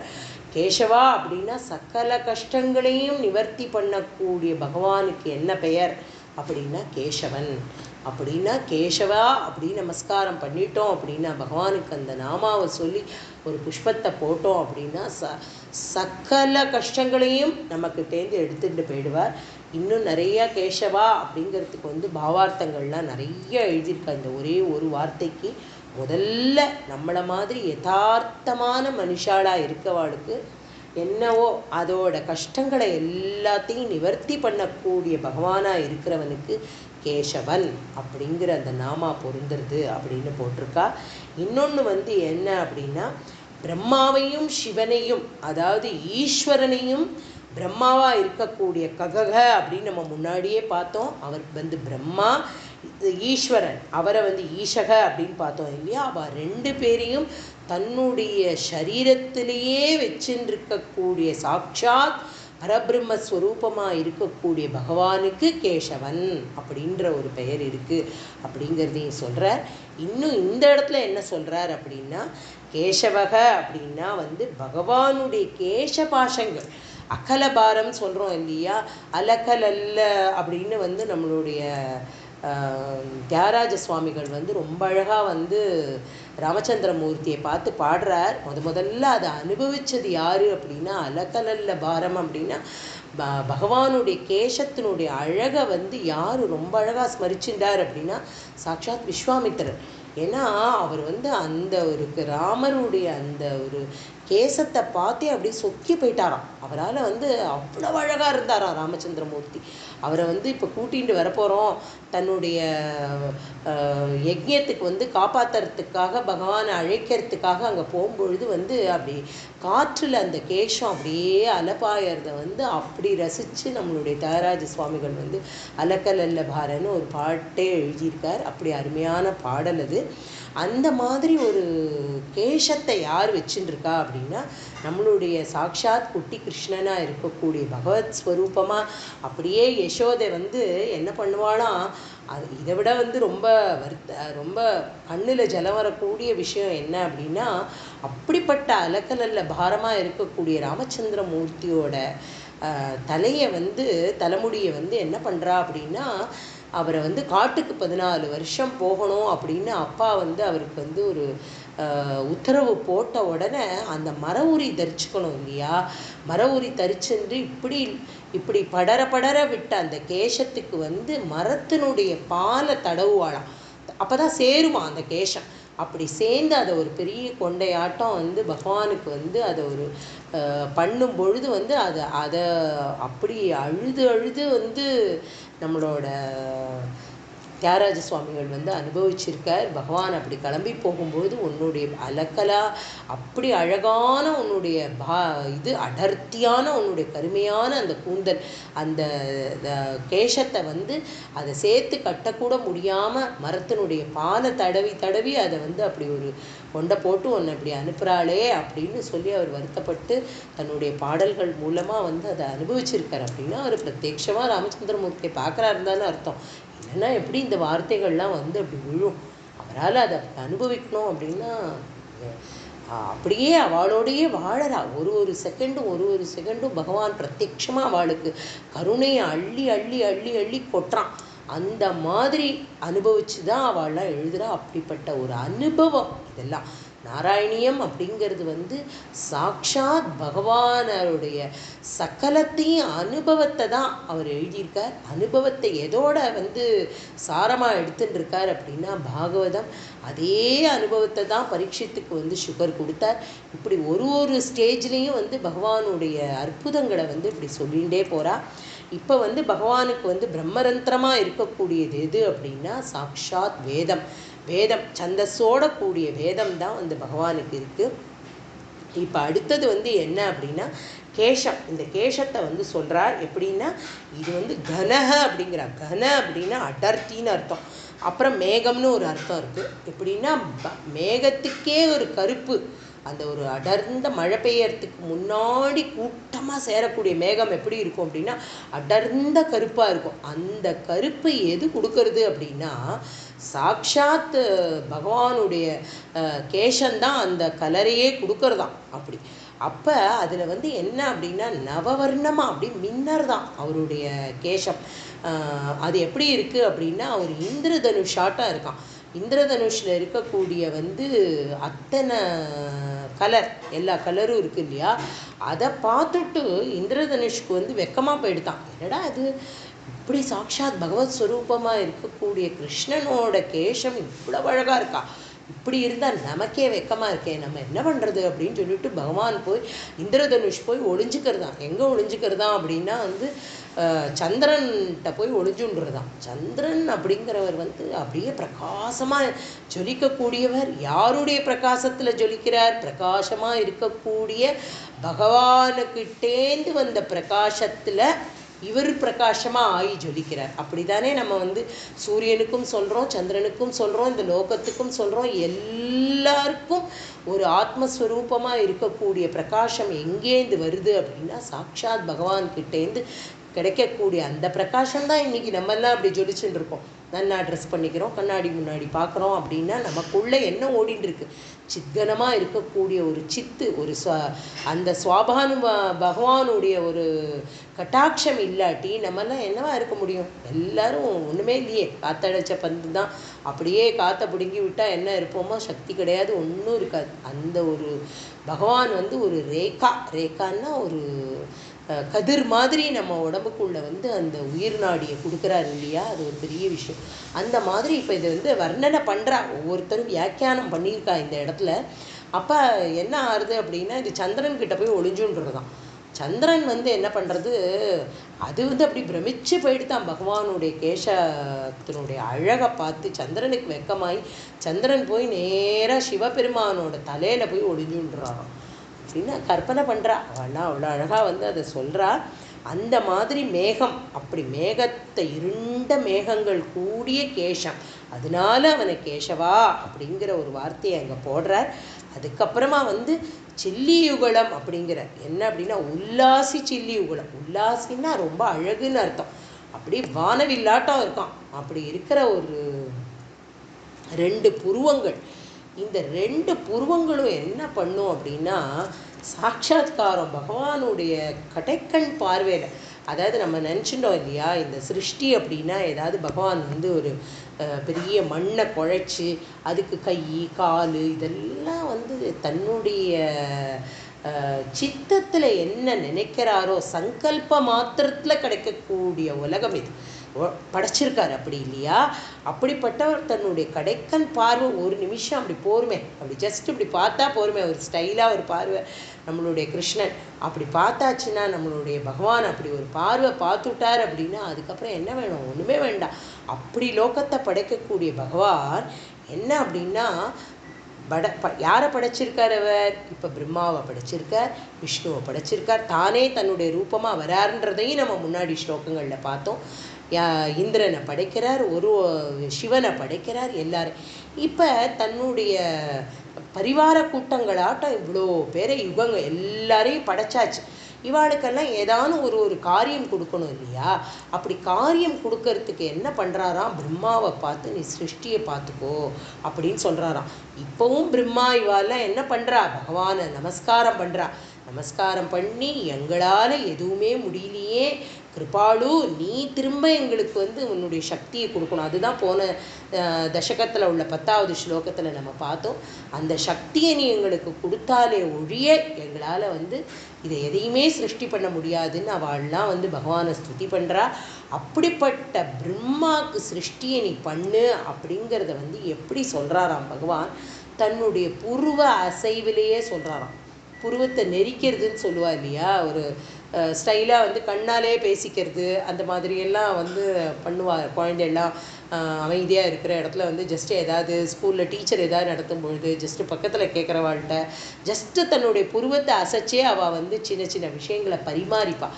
அந்த மாதிரி பகவான் சாட்சாத் பிரம்மஸ்வரூபமாக இருக்கக்கூடிய பகவான் பிரம்மாவை பார்த்து தன்னுடைய புருவ நெரிப்பிலேருந்தே புரிஞ்சுனாராம். பிரம்மா புரிஞ்சுட்டு சிருஷ்டியை பண்ணினாராம்.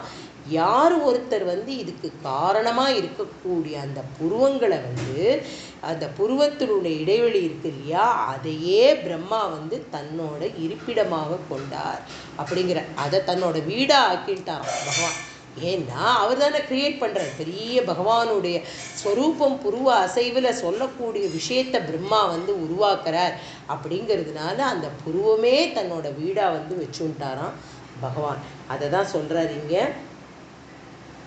உல்லாசி சில்லி யுகுலம் துருகிணஸ்ய கேகம் பக்ஷ்மாணி ராத்திரி திவசம். இப்போ வந்து என்ன சொல்கிறார் அப்படின்னா, பகவானுடைய கண்களில் இருக்கக்கூடிய இமைகள் இருக்கு இல்லையா, அந்த கண்ணை மூடி கண்ணை திறக்கிற அந்த இமைகள். இப்போ புருவத்தை சொல்லிட்டார், அடுத்து இமைகளுக்கு வரார். இமைகள் ரெண்டும் என்ன அப்படின்னா இரவு பகலா, அது ரெண்டும். இந்த இமைகள் ரெண்டும் என்ன அப்படின்னா, ஒரு தடவை பகவான் கண்ணை மூடினான்னா அது இரவாயிடுறது, கண்ணை திறக்கும் பொழுது அது பகலாயிடுறது. அப்படிப்பட்ட பகவானை வந்து இப்போ வந்து ராத்திரி திவசன்னா பகல், ராத்திரின்னா இரவு நேரம். அதனால வந்து இந்த இடத்துல என்ன சொல்கிறார் அப்படின்னா, நம்ம விஷ்ணு சஹஸ்ரநாமத்திலே பார்க்கலாம். சந்திர சூரியௌ சனேத்ரே கர்ணாவாசா சிரோத்யௌ முகமபிதகனோ எஸ்ய வாஸ்தே யமப்தி. இங்கே பின்னாடி சொல்ல போகிறார் அடுத்த 5வது ஸ்லோகத்தில். இந்த நேத்ரே அப்படின்னா கண்கள், அது வந்து என்ன அப்படின்னா சவிதா. சவிதான்னா சூரியன்னு அர்த்தம். அந்த சவிதாவாக இருக்கக்கூடிய அந்த கணம், அந்த பகவானுடைய கண்களை வந்து சூரியனுக்கு ஒப்பமாக வந்து சொல்கிறார். அப்படிப்பட்ட பகவானே நான் உனக்கு நமஸ்காரம் பண்ணுறேன் அப்படின்னு வந்து பகவானுடைய ரூபத்தில் வந்து வேதத்திலேருந்து ஆரம்பித்து சூரியன் வரையிலும் பகவத் ரூபத்தில் வந்து பட்டத்திரி வந்து பார்க்குறார். பார்த்துட்டு இப்போ 5வது ஸ்லோகத்துக்கு வரார். என்ன அப்படின்னா வந்து இதில் வந்து என்னெல்லாம் சிருஷ்டி பண்ணிகிட்டே வந்திருக்காரோ இதில் வந்து என்ன சொல்கிறார் அப்படின்னா 5வது ஸ்லோகத்தில்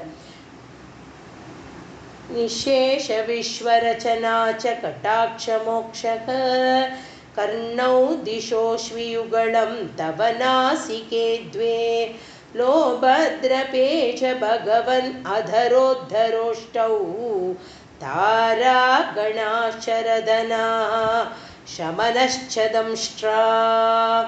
ரொம்ப அழகாக சொல்கிறார். இதில் என்ன அப்படின்னா, பகவானை வந்து நீ வந்து எப்படின்னா எல்லா லோகத்தையும் இவ்வளோ அழகாக சிருஷ்டி பண்ணுறியேப்பா, உன்னை பார்த்து பார்த்து பார்த்து நான் அப்படியே பிரமிச்சு போயின்ட்டுருக்கேன். உன்னோட கட்டாட்ச மோக்ஷம் அப்படின்னா வந்து கடைக்கண் பார்வையாலே ஜஸ்ட் அப்படி பார்க்க, என்னென்னா இந்த பார்வை ஒன்றே போதுமே அப்படின்னு பாடுறா இல்லையா. ஸோ அந்த ஒரு கட்டாட்ச பார்வையில் நிசேஷ விஸ்வரச்சனா அப்படின்னா இந்த லோக்கமே அப்படியே ரசனையில் உருவாக்கியிருக்கு. ஏனோ தானோலாம் உருவாக்கலையே இல்லையா. எதை பார்த்தாலும் நமக்கு பிடிச்சிருக்கே. ஒரு மயிலை பார்க்குறோம், அவ்வளோ ஆசையாக இருக்குது. ஒரு அணில் குட்டியை பார்க்குறோம் குஞ்சை, அது என்ன அழகாக ஓடுறது, அவ்வளோ ஆசையாக இருக்குது.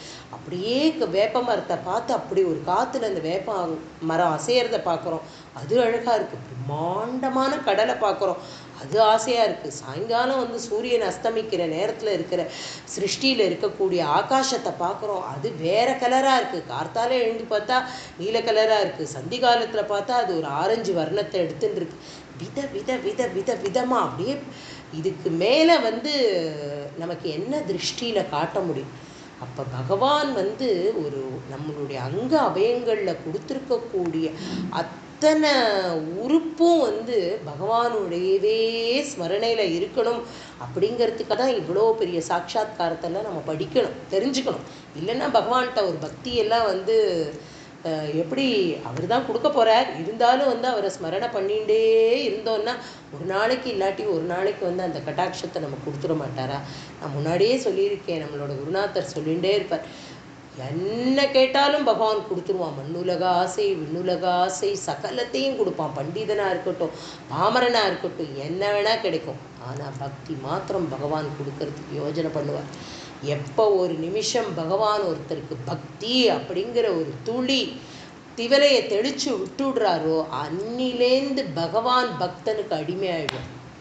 அதனால பகவான் ரொம்ப அப்படியே பொறுமையாக பார்த்துட்டே இருப்பார்.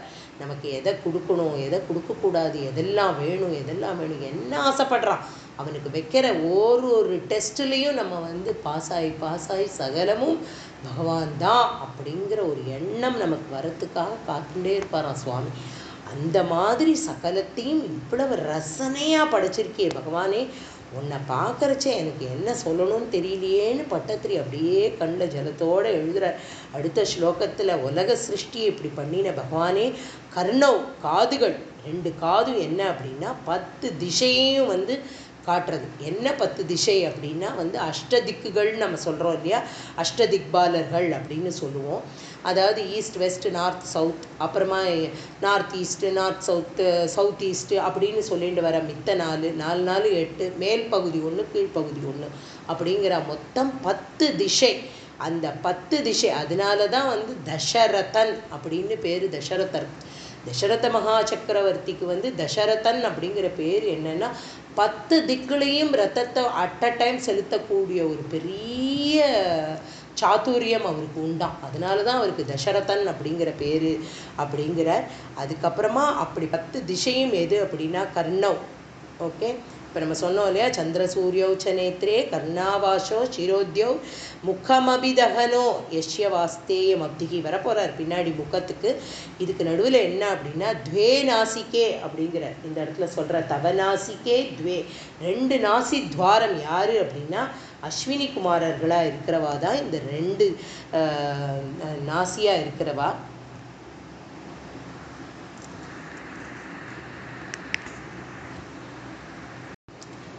தன்னோட 5வது ஸ்லோகத்தில் வந்து அப்படி சொல்கிறார், தன்னுடைய கட்டாட்ச மோட்சத்தினால வந்து விசேஷ விஸ்வரச்சனா இவ்வளோ பெரிய உலக சிருஷ்டியை வந்து ரொம்ப அழகாக தன்னுடைய விஸ்வரச்சனான்னா தன்னுடைய ரசனையால் உருவாக்கியிருக்கேளே இவ்வளோ பெரிய விஸ்வத்தை அப்படின்னு, விஸ்வம்னா உலகத்தை உருவாக்கியிருக்கேளே அப்படின்னு சொல்லி ஸ்மரிக்கிறார்.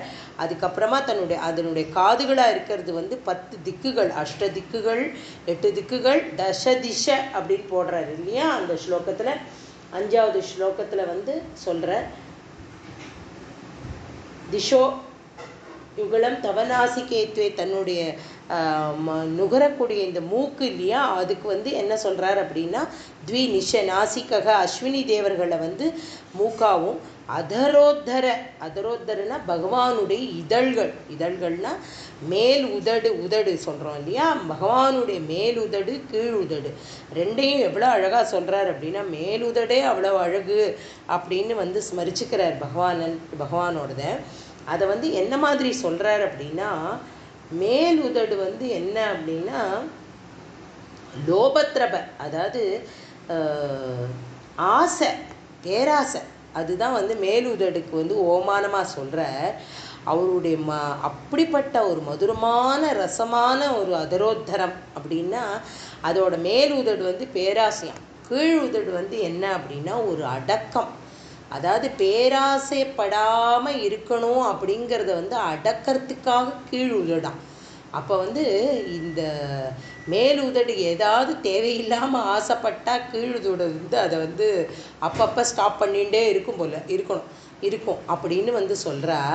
அப்போ இந்த மாதிரியான ஒரு பகவானுடைய இதழ் அப்படிங்கிறத வந்து நம்மளோட வல்லபாச்சாரியார் வந்து ரொம்ப அழகாக வந்து மதுராஷ்டகத்தில் வந்து பகவானோட அழக ரூப லாவண்யத்தை வந்து எவ்வளோ அழகாக சொல்லியிருக்கார்.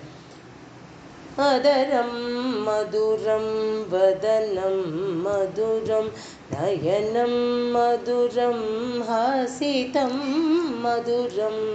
பகவானுடைய சிரிப்பு அதை அடுத்தது சொல்கிறார் எப்படி இருக்கான் பகவானோட சிரிப்பு.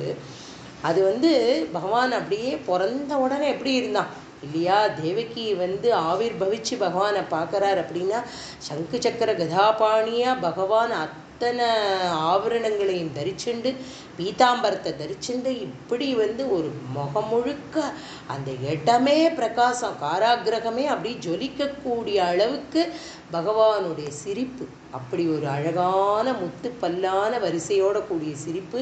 அந்த பற்களை வந்து எதுக்கு ஓமானமாக சொல்கிறா அப்படின்னா வந்து மினுமினுக்கிற நட்சத்திரங்கள், தாராகணான் அப்படிங்கிற நட்சத்திர கூட்டமாக அவருடைய பல்லு வந்து என்ன அப்படின்னா நட்சத்திர கூட்டமாக இருக்கான். அப்படிப்பட்ட இதை வந்து என்ன சொல்கிறார் அப்படின்னா அடுத்தது வந்து என்ன அப்படின்னா தம்ஷ்டா சமனஷ்ச அப்படிங்கிறார். தம்ஷ்டா அப்படின்னா நம்மளுடைய பற்களினுடைய வரிசையிலேயே கடவா பல்லுன்னு சொல்கிறோம் இல்லையா, அதிகமான ஒரு அழுத்தத்தை தரக்கூடிய பற்கள் அது. அந்த பல்லு வந்து எப்படி இருக்குது அப்படின்னா எதையுமே வந்து படார்னு உடைக்கிறதுக்கு, ஒரு பெரிய நட்ஸை கடிக்கிறதோ அந்த மாதிரிலாம் பண்ணுறோம் இல்லையா, ஹெவி ஆப்ஜெக்டை வந்து உடைக்கக்கூடிய ஒரு சக்தி உள்ளது வந்து அந்த பற்கள். அந்த பற்களை வந்து யாருக்கு சொல்கிறார் அப்படின்னா அதுக்கு யமனுக்கு சொல்கிறார். அவர் வந்து என்ன சொல்கிறார், சமனஷ்ச தம்ஷ்டா அப்படின்னா அந்த தெத்துப்பல் வந்து அந்த கடவாப்பல் யார் அப்படின்னா ஷமன் அப்படின்னா யமன். அவன்தான் வந்து நம்மளோட உயிரை வந்து அப்படி பல்லில் வச்சு கடிச்சிருவானான். கடித்து மோட்சத்துக்கு நம்மளை அனுப்பக்கூடிய ஒரு பெரிய காரியத்தை அந்த இடத்துல பகவான் வந்து யமனுக்கு அந்த லோகத்தை கொடுக்குறாராம் அந்த பல்லோட இதில் இருக்கிறதுக்கு. இப்போ வந்து இந்த அதரோஷ்ட மேலுதடு கீழுதடு, அதாவது அது ரெண்டும் என்ன அப்படின்னா பேராசப்படுற விஷயம் அப்படிங்கிற விஷயத்துக்கு மேலுதடையும் அதை அடக்கி ஆளக்கூடிய ஒரு விஷயமா இருக்கக்கூடியதுக்கு வந்து கீழுதடையும் வந்து இப்படி சொல்கிறா இல்லையா. அப்படி சொல்லும் பொழுது வந்து அதுலேருந்தே நம்ம வந்து நல்லா புரிஞ்சுக்கணும் என்ன அப்படின்னா பகவானுடைய நாமத்தை தவிர வேறு என்ன நம்மளால் சொல்ல முடியும். அது ஒன்று தான் சந்தோஷத்தை கொடுக்கக்கூடிய ஒரு விஷயம். அபரிதமான பகவானுடைய நாமத்தை மேலே மேலே மேலே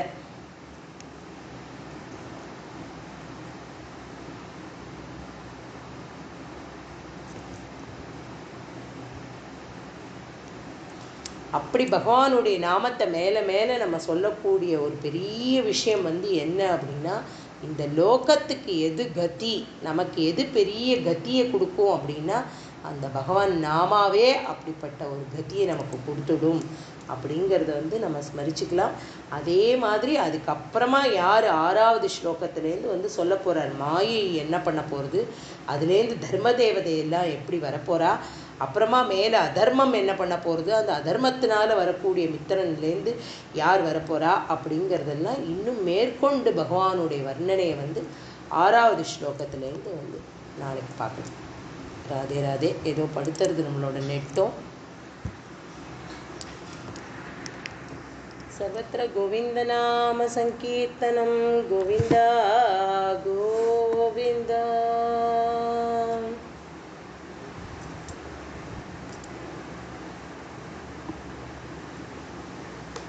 குருவாயூரப்பனோட பரிபூர்ணமான கட்டாட்சத்தில் 6வது தசகத்தில் 5 ஸ்லோகம் வரைக்கும் நேற்றுக்கு பார்த்தோம்.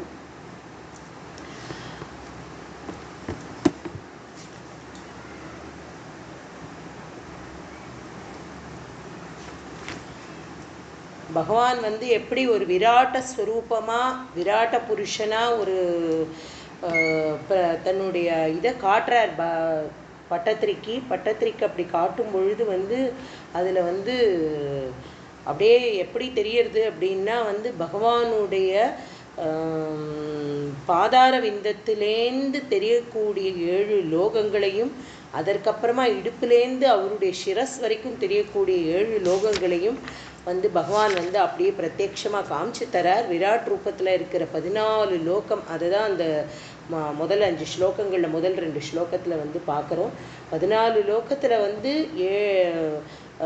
இடுப்புலேருந்து ஆரம்பித்து மேல் பகுதி பூரா வந்து பூஹு புவக சுவக மகக ஜனக தபக சத்திய அப்படிங்கிற 7 லோகம். அது எதெல்லாம் அப்படின்னு பார்த்தா இடுப்பு பூமியா இருக்குது, நாபி ஆகாசம் புவக இல்லையா, அப்புறம் மார்பு இந்திரனுக்கு இடம் கொடுத்துருக்கார், அதுதான் சுவக, அதான் இந்திர லோகம். கிரீவா கழுத்து, அதை வந்து அதுக்கு மேலே அந்த சங்கு பகுதின்னு சொல்கிறோம் இல்லையா, அதுதான் மகக. முகம் அதான் ஜனக. பாலம் நெற்றியை வந்து தபக. தலை வந்து சத்தியலோகம் அப்படின்னு இடுப்புலேருந்து ஆரம்பித்து தலை வரைக்கும் இருக்கக்கூடிய பகவானை வந்து அப்படியே ஸ்மரிக்கிறார்.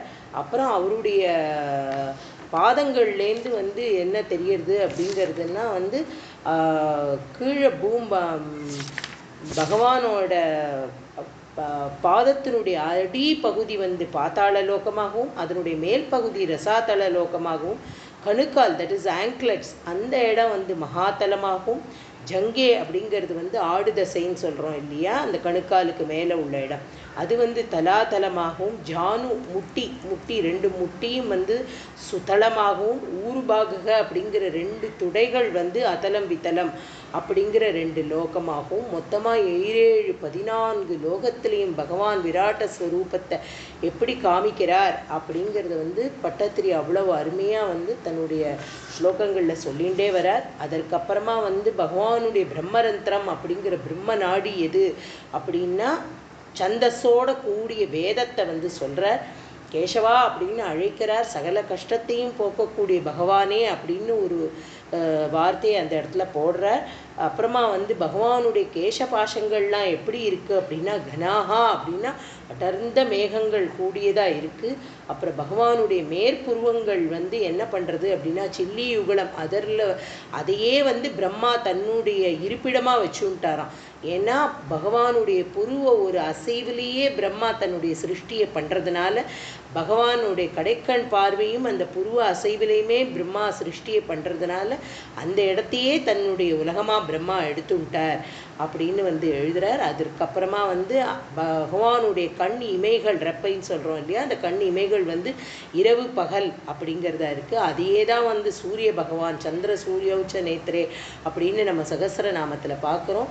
நேத்ரே சவிதா அப்படின்னா அதற்கு சூரியன்னு அர்த்தம். இதை வந்து 4வது ஸ்லோகத்தில் பார்த்தோம்.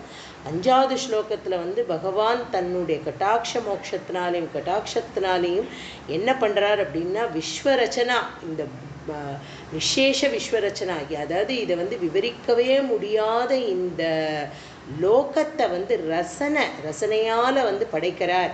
அப்படி படைச்சுருக்கிறவர் வந்து என்ன பண்ணுறார் அப்படின்னா அது எதை வந்து திக்குகளுக்கெல்லாம் எதை வந்து உரிமையை கொடுக்குறார் அப்படின்னா காதுகளுக்கு கொடுக்குறார்.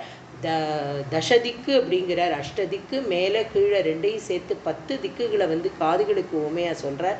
அதுக்கப்புறம் வந்து பகவானுடைய மேலும் கீழுமா இருக்கக்கூடிய உதடு அதரோத்தரம் அதை வந்து என்ன அப்படின்னாக்க வந்து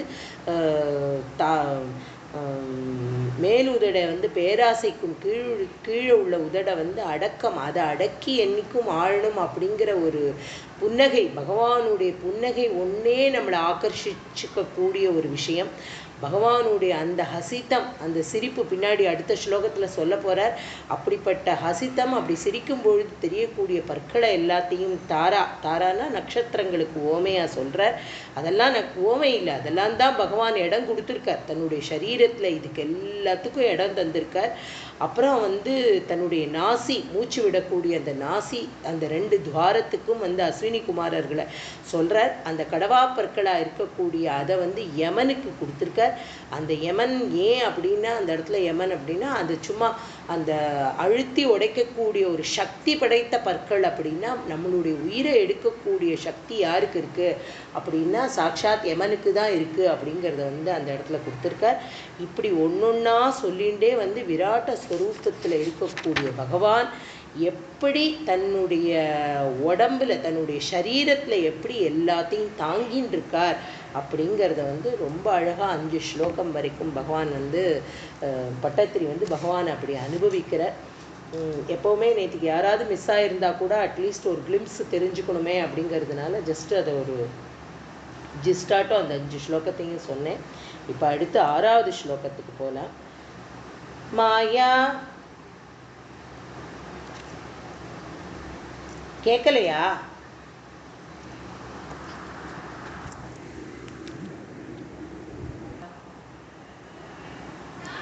शकुन्तपङ्क्तिः सेदादय स्वरगणामुखरन्ध्रमग्निः देवाभुजास्तनयुगं तव धर्मदेव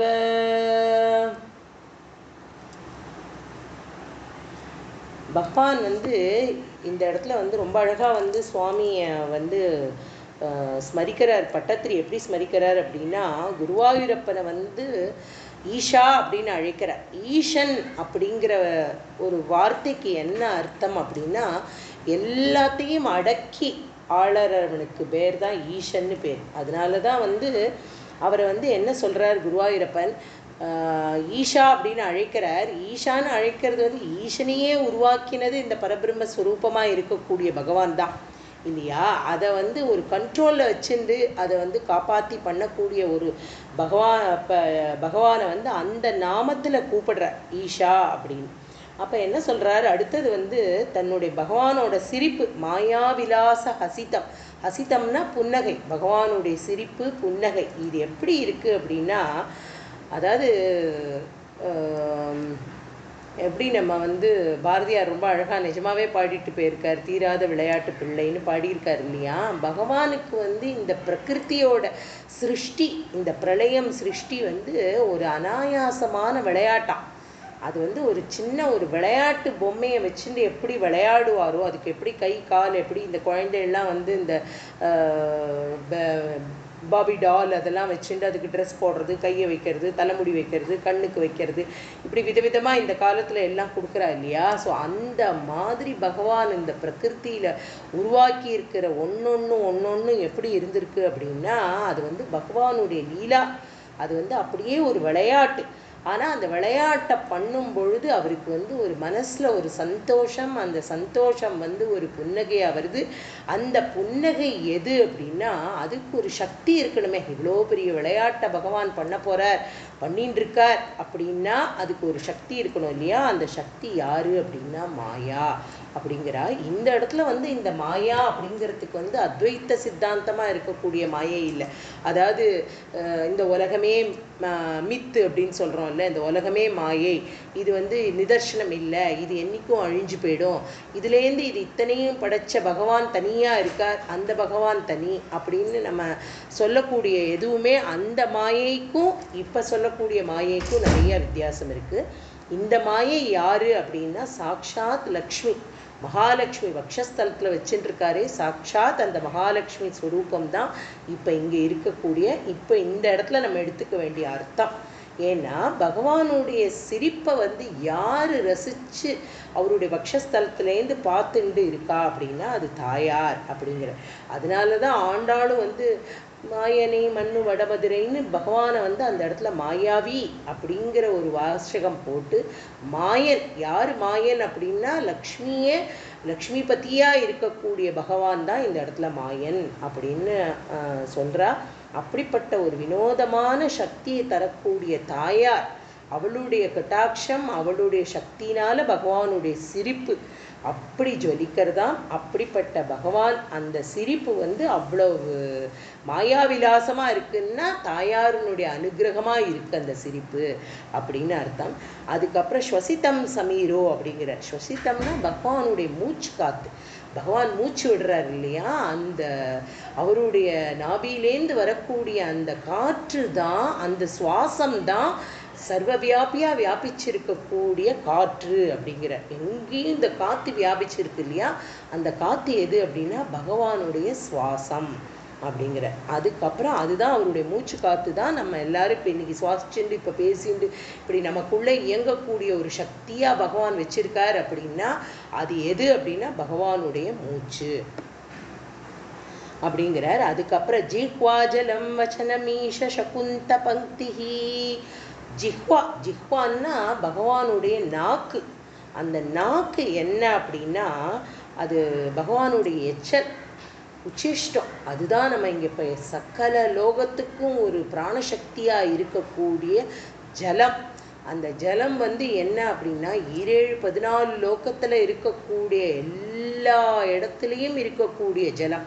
அதாவது நம்ம ஆற்று கொல்லையில் இருக்கக்கூடிய நீர் ஊற்று, கிணறுலேருந்து வருது இல்லையா, கிணத்துக்குள்ளே இருக்கக்கூடிய நீர் ஊற்றுலேருந்து ஆரம்பித்து நம்ம ஊரில் ஓடக்கூடிய ஒரு சின்ன குட்டையாக இருக்கட்டும், ஒரு சின்ன நதியாக இருக்கட்டும், அந்த நதியிலேருந்து கொஞ்சம் அதிகமாக போய் ஒரு பெரிய ஏரியா இருக்கட்டும், அது மழையை கொடுக்கக்கூடிய மேகங்கள்லேருந்து வரக்கூடிய மழையாக இருக்கட்டும், அதுக்கப்புறமா நதி நீர் ஓடை அப்படின்னு வரிசையாக ஓடி வருதே மலைகள்லேருந்து அதெல்லாம், அதை தவிர சமுத்திரம், இப்படி அத்தனையும் பகவானுடைய எச்சல் நாக்கிலேருந்து வரக்கூடிய அந்த ஜலம், அதுதான் ஜலம் அப்படிங்கிறத ரொம்ப அழகாக சொல்கிறார்.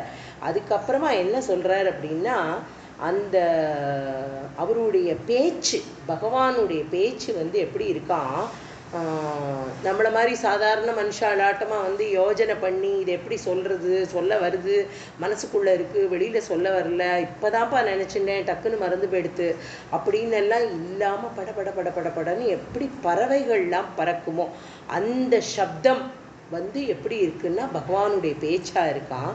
அதாவது எப்படி சொல்றார், வச்சனமீஷ சகுந்த பங்கி அப்படிங்கிற. சகுந்தன்னா பறவைகள்னு அர்த்தம்.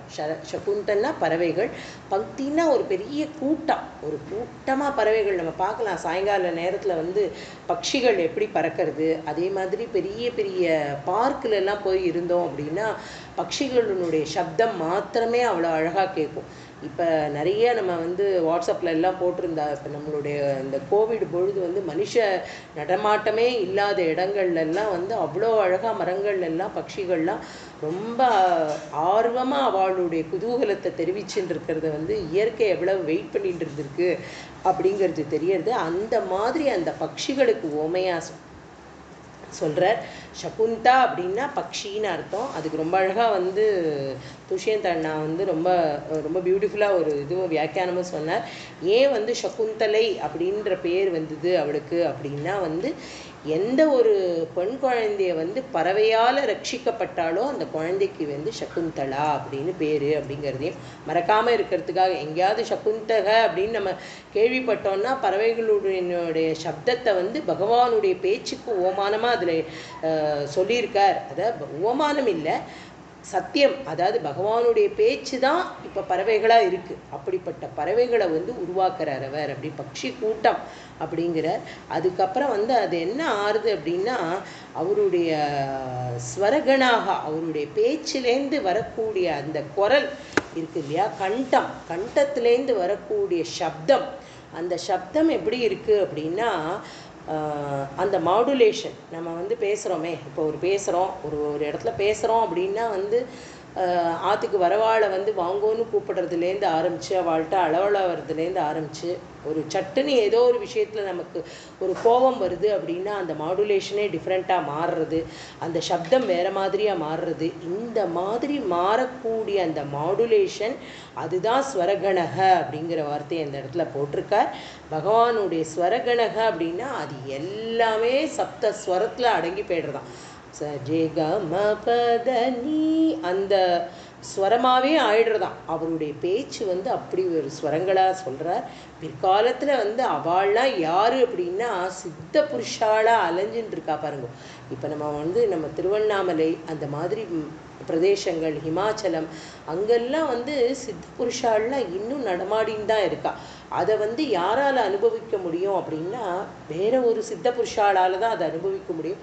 அப்படி அனுபவமாக சொல்லியிருக்கிறவா தான் நம்மளுடைய சதாசிவ பிரம்மேந்திரா, ரமண மகரிஷி, இவாள்லாம் இங்கே இதை எழுந்தருளி இருக்கிற சக்கரை அம்மா, சித்த மகிஷி, அவள்லாம் இதை அனுபவ ரீதியாக உணர்ந்திருக்கா. இன்னமும் திருவண்ணாமலை அந்த மாதிரி பெரிய நம்மளுடைய பாரத தேசத்திலேயே அவ்வளோ சித்த புருஷர்களுடைய நடமாட்டம் அப்படிங்கிறது இன்னமும் பார்க்க முடியறது, அவதரிச்சுட்டே இருக்கா. பகவான் ஏதோ ஒரு கலை, அவருடைய கலையிலேருந்து வரக்கூடிய ஏதோ ஒரு ஸ்வரூபமாக இந்த சித்தர்கள்லாம் தோன்றிகிட்டே இருக்கா. அப்படிப்பட்ட சித்த புருஷாலாக தான் அவருடைய அந்த பேச்சு துவனி சித்த புருஷர்களாக அப்படியே உருவாரின்னு இருக்கா அப்படிங்கிறது ரொம்ப அழகாக இங்கே சொல்லியிருக்க. அதுக்கப்புறமா என்ன பண்ணுறாரு, அடுத்தது என்ன சொல்கிறார் அப்படின்னா, பகவானுடைய முகம் அது என்ன அப்படின்னா, பகவானுடைய ஜிஹ்வா ஜலம் சொல்லிட்டார். வச்சனமீஷ சகுந்த பக்திகி சொல்கிறார். சித்தாதேக சித்த புருஷர்களாக இருக்கிறார். ஸ்வரகணா முகரந்திரம் அக்னிகி அப்படிங்கிறார். முகரந்திரம் அப்படின்னா பகவானுடைய முகம். அது வந்து அக்னி. அக்னி இப்போ நம்ம முன்னாடியே பார்த்தோம் இல்லையா, விஷ்ணு சஹஸ்ரநாமத்திலேயே அந்த வார்த்தையை தான் நம்ம பார்க்குறோம். அது என்ன அப்படின்னா, பகவானுடைய வாயில தான் அக்னி இருக்குது அப்படிங்கிற. பகவானுடைய வாயில் அக்னி இருக்குது அப்படிங்கிறதுக்கு என்ன சாட்சி அப்படின்னா, பின்னாடி இந்த ஸ்லோகத்தை வந்து கிருஷ்ண லீலையில் பகவானுடைய லீலையை சொல்லும் பொழுது பட்டத்திரி வந்து ரெஃபர் பண்ணுறார். இந்த ஸ்லோகத்தை வந்து நம்ம இப்போ இங்கே சொல்கிறோம் இல்லையா, முக்கரந்திரம் அக்னியி அப்படின்னு வாய், பகவானுடைய வாய் வந்து அக்னி ஸ்வரூபம் முகம் அப்படிங்கிறத சொல்கிறோம் இல்லையா. இதை வந்து எங்கள் கண்ணனோட லீலையில் எந்த இடத்துல எடுத்துகிட்டு போகிறார் அப்படின்னா, பகவான் வந்து பிருந்தாவனத்தில் வந்து அப்படியே அத்தனை குழந்தைகளும் விளையாடின்னு இருக்கா. எல்லா கோபிகைகள் ஆடு மாடு எல்லாம் சுற்றி விளையாடின்னு இருக்கு இவரோட. அந்த அக்னியை வந்து பகவான் வந்து ஒரு காட்டு தீ அப்படியே படர்ந்து வருது, அதை பார்த்து கதறது குழந்தைகள்லாம். எல்லாரும் இங்கேயும் எங்கேயும் தெரிச்சு ஓடுறா. அப்போ பகவான் வந்து சொல்கிற, எல்லாரையும் பார்த்து குட்டி கிருஷ்ணராக இருக்கிறவன் தலையில் ஒரு முண்டாசு கட்டின்னு இருக்கான், கையில் இடுப்பில் புல்லாங்குழல் சொருகின்னு இருக்கான், கையில் ஒரு குச்சியில் சாட்டை ஆட்டம் ஒரு கயிறு, இந்த மாடெல்லாம் மேய்க்கிறதுக்கு. எப்படிப்பட்ட பகவத் ஸ்வரூபம், இப்படிப்பட்ட ஒரு விராட்ட ரூபம் நம்ம கண்ணு முன்னாடி இத்துணூண்டு பாலகனா வந்து நின்றுண்டு அவன் என்ன அழகா எல்லார்கிட்டையும் சொல்கிறான், யாருமே பயப்பட வேண்டாம், எல்லாரும் அழகாக அவங்க கண்ணை மூடிக்கோங்க ஒரு நிமிஷம் அப்படின்னு சொல்லிட்டு என்ன பண்ணுறான், ஆன்னு வாயை திறக்கிறான். எப்படி யசோதா அம்மாவுக்கு வந்து தன்னுடைய வாயில் இருக்கக்கூடிய இந்த விராட்ட லோகத்தை எப்படி தாயாருக்கு காமிச்சானோ, அதே மாதிரி வாயை திறந்து இந்த அக்னியை அப்படியே பானம் பண்ணிடுறான். பானம்னா குடிச்சுடுறான்னு அர்த்தம். பீத்வா அப்படிங்கிற ஒரு வார்த்தையை அங்கே போடுற, ரொம்ப அழகாக எக்ஸ்பிளைன் பண்ணியிருக்கா. அதை நம்ம அந்த தசகம் வரும்பொழுது அதை இன்னும் நல்லா அனுபவிப்போம். அப்படியே அந்த பீத்வா அப்படின்னா வந்து, அதாவது அந்த வார்த்தைக்கு உள்ள அழகு அர்த்தம் இது ரெண்டும் ரெண்டு விதமாக இருக்குது அப்படிங்கிறத வந்து பட்டத்திரி ரொம்ப அழகாக காமிச்சிருக்கார். அது வந்து அவருடைய பாண்டித்யத்துக்கு வந்து ஃபெதராக அந்த கேப் தான். அப்படி வந்து ஒன்று மேலே ஒன்று அவர் எழுதியிருக்கிறதெல்லாம் வந்து ஒன்று அதுக்கெல்லாம் பாவார்த்தம் அப்படின்னு பார்த்தா அப்படி பண்ணியிருக்கா. ஒவ்வொருத்தரும் ஒவ்வொரு ரசனா கர்த்தாக்களும் வந்து அப்படி ரசிச்சிருக்கா. அதாவது நாராயணியம் அப்படிங்கிற கிரந்தம் வந்து ஒரு அசாதாரணமான கிரந்தம் அப்படிங்கிறது வந்து அதுக்குள்ளே போக போக தான் புரியுறது. என்னென்னா, ஏதோ சாதாரணமாக அப்படியே ஏதோ கோயிலில் உட்காந்து கிருஷ்ணர் கோயிலில் வந்து பாராயணம் பண்ணுறோம், குருவாயூர் ஏகாதசி அன்றைக்கி பாராயணம் பண்ணுறோம், நாராயணியம் டே அன்றைக்கி பாராயணம் பண்ணுறோம், ஒரு ஏகாதசி அன்றைக்கி எடுத்துட்டு இந்த ஸ்லோகங்கள் எல்லாம் அப்படியே படிச்சுட்டு போகிறோம் அப்படிங்கிறது ஒரு விதம். அதுவும் பகவானுடைய கிருப்பா இருந்தாலே ஒழிய கிடைக்காது, அது சத்தியம். ஆனால் இந்த கிரந்தம் வந்து ஒரு சாதாரண கிரந்தம் இல்லை. என்ன அப்படின்னா, சாக்ஷாத் பாகவதத்தினுடைய சாரமாக பகவான் பிரத்யக்ஷமாக ஒரு ஸ்லோகத்தையும் அங்கீகாரம் பண்ணின கிரந்தம். ஸோ அப்போ வந்து நமக்கு வந்து இதில் வந்து விளையாட்டு போக்கில் இதை படிச்சுட முடியும் அப்படின்னெல்லாம் வந்து நினச்சிட முடியாது. அதாவது எனக்கு எப்படி சொல்ல தெரியல, இதோட வெயிட்டேஜ் வந்து ரொம்ப பெருசு. இதுக்கு வந்து ரொம்ப நிறைய வெயிட்டேஜ் கொடுக்கணும். ஏன்னா இது இந்த காலகட்டத்தில் இப்படி எல்லாராலையும் ஸ்மரிக்கிற அளவுக்கு பகவானை பிரத்யட்சமாக பார்த்துட்டு பேசாத இருந்திருக்கலாமே. அவர் தன்னை மெய்மறந்து போயிருந்திருக்கலாம், சமாதி ஸ்டேட்டஸ்க்கு போயிருந்திருக்கலாம், அவரால் திரும்பி பேச முடியாமல் போயிருந்திருக்கலாம். இது அத்தனையும் பகவானை வந்து அவருடைய கண்டிஷனே அதான். உன்னை பார்த்து அதை கண்டிஷனை போட வச்சதும் அந்த கிருஷ்ணர் தான், அந்த குருவாயூரப்பன் தான். 100 தசகம் நான் உனக்கு ஒரு தசகமாக ஒரு நாளைக்கு முடிப்பேன் அப்படின்னு சொல்ல வச்சதும் அந்த பகவான் தான். ஏன்னா பகவானுக்கு பாகவதத்தை காதால் கேட்டுட்டே இருக்கணுங்கிற ஒரு ஆசை, தன்னுடைய லீலா விலாசங்கள் தான் என்ன பண்ணினோம், இந்த பகவத் ஸ்வரூபம் அப்படிங்கிற ஸ்வரூபமே ஸ்வரூபத்தை உணரணும்னு ஆசைப்பட்டதுனால பட்டத்திரியை ஒரு தூண்டுகோலாக வச்சு பட்டத்திரிக்கு ஒரு வியாதியை கொடுத்து அந்த வியாதியவே ஸ்மரணம் பண்ணி அதுலேருந்து பகவானோட சாட்சாத்காரத்தை அனுபவம் பண்ணி அது மூலமாக நமக்கு வந்து இப்படிப்பட்ட ஒரு கிரந்தத்தை அருளி செய்திருக்கார் அப்படின்னா அசாத்தியமானது. அதை வந்து அப்படி சுலபமாக அவர் எப்படி முதல் 2 ஸ்லோகத்தில் சொன்னார், ஹஸ்தலப்தே எதன்யத் அப்படின்னு. அதாவது ஜனங்களுக்கெல்லாம் வந்து அந்த பாக்கியம் ஜனானாம்னு எழுதிட்டு போயிட்டார். முதல் ஸ்லோகத்திலேயே வந்து ஃபைனல் ரிசல்ட்டை கொடுத்துட்டார். அப்படி வந்து அதாவது இத்தனை ஒரு பெரிய கதையெல்லாம் ஒரு நாவல் படிக்கும்பொழுது நம்மளோட அவுட் ஆஃப் க்யூரியாசிட்டியில் லாஸ்ட் ஒரு 2 சாப்டரை வேகமாக படிப்போம். பின்னாடி என்ன முடிய போகிறது, கதை எங்கே முடிய போகிறது, எப்படி முடிய போகிறது, ஹீரோயினோட சேர்றாளா இல்லை அந்த அம்மா இறந்து போய்டுறாளா, அப்பா ஏதோ ஒரு நாவலை படிக்கிறதுக்கே நமக்கு இப்படி ஒரு க்யூரியாசிட்டி இருக்குது அப்படின்னா பகவானுடைய சாட்சாத் ஸ்வரூபம் என்ன அப்படிங்கிறத நம்ம லவலேஷம் கடுகுல பாதி அதுக்கும் பாதி உணரக்கூடிய ஒரு சின்ன ஒரு மனசு, அதையும் நம்மளுடைய இந்திரியம் ஒடுங்கி ஒரு இடத்துல இருந்து 1 மணி நேரம் அதை நம்மளால் அனுபவிக்க முடியும் அப்படிங்கிறத பகவான் கொடுத்துருக்காரு அப்படின்னா எத்தனை கோடி நமஸ்காரம் அந்த குருவாயூரப்பனுக்கும் பட்டத்திற்கும் பண்ணினாலும் தகும். அப்படிப்பட்ட ஒரு கிரந்தம் இது. இப்போ சொல்லிகிட்டே வர என்னெல்லாம் பண்ணிட்டு இருக்கார் அப்படின்னு. அப்படி அக்னியை பானம் பண்ணுற பகவான். ஸோ அதை பின்னாடி பார்க்கலாம் நம்ம. இப்போ வந்து அடுத்ததாக என்ன சொல்கிறார் அப்படின்னா வந்து தேவா புஜாகா அப்படிங்கிற பகவானுடைய புஜங்கள் இருக்கு இல்லையா, அதுதான் அதை வச்சு தானே அவர் நிறைய வேலைகள் எல்லாம் பண்ணுறார். தன்னுடைய சிருஷ்டியை எல்லாருக்கும் எப்படி கொடுக்குறார், பிரம்மா உலகத்தை படைக்க சொல்கிறார், இன்னொருத்தரை இன்னொன்று பார்த்துக்க சொல்கிறார், ஈசனை காப்பாற்ற சொல்கிறார், எல்லாரையும் மகாவிஷ்ணுவாக இருக்கக்கூடியவரையே தானே ஒரு தானே ஒரு ரூபமாக வந்து இறங்குறார். இதெல்லாம் நம்ம முன்னாடி பார்த்தோம். இந்த இடத்துல வந்து பகவானுடைய புஜங்களில் யார் இருக்கா அப்படின்னா எல்லா தேவர்களும் அங்கே இருக்காளாம். புஜங்களில் யார் இருக்கா அப்படின்னா தேவர்கள்லாம் அங்கே இருக்கா. தேவா புஜாகா ஸ்தனயுகம் தவ தர்ம தேவக அப்படிங்கிறார். ஸ்தனயுகம், ஸ்தனம்னா பகவானுடைய மார்பகத்தில் வந்து யார் இருக்கா அப்படின்னா தர்ம தேவதைகள் குடியிருக்கா அப்படின்னா. அதனால தானே நம்ம ஹிருதயத்தில் கையை வச்சு நான் பொய்யே சொல்ல மாட்டேன், நான் சொல்கிறதெல்லாம் உண்மை அப்படின்னு நம்ம ஒரு சத்திய வாக்கு சொல்லணும் அப்படின்னா சத்தியமாக நான் பண்ணலை சார் அப்படின்னு சொல்கிறோமே. அது ஏன் நம்ம கை ஆட்டோமேட்டிக்காக அங்கே போகிறதுன்னா அங்கே தான் தர்ம தேவதை வந்து இருக்கா. பகவானுடைய ஹிருதயத்தில் தான் தர்ம தேவதையை குடி வச்சுட்டு இருக்கார் அப்படிங்கிறத வந்து இந்த 6வது ஸ்லோகத்தில் ரொம்ப அருமையாக சொல்லிகிட்டே போகிறார். மாயையில் ஆரம்பித்து தர்ம தேவதை வரைக்கும் இந்த 6வது ஸ்லோகத்தில் சொல்கிறார்.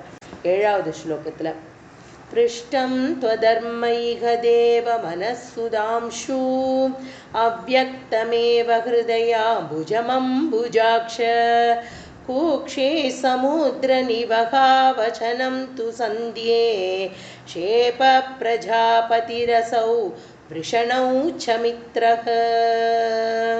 அடுத்து ஒன்றொன்னா சொல்லிட்டு வர இருந்த. இப்போ வந்து என்ன சொல்கிறார் அப்படின்னா பகவானே தேவா, இந்த தேகத்தில் வந்து எது அப்படின்னா எது தர்மத்தை சொல்லியாச்சு. அப்போ ஒரு அதர்மமும்னு ஒன்று இருக்கணும் இல்லையா, இருந்தாலே ஒழிய தர்மத்தினுடைய வெளிச்சம் வெளியில் தெரியுமா. ஒருத்தர் தப்பு பண்ணினாதான் இன்னொருத்தர் ரைட்டு பண்ணுறான் அப்படிங்கிறது கண்டுபிடிக்க முடியும். உலகமே தர்மமாக இருந்துடுத்துன்னா அப்புறம் அதுக்கு வந்து என்ன சொல்கிறது, அது அந்த ரசத்தை அனுபவிக்க முடியாது இல்லையா.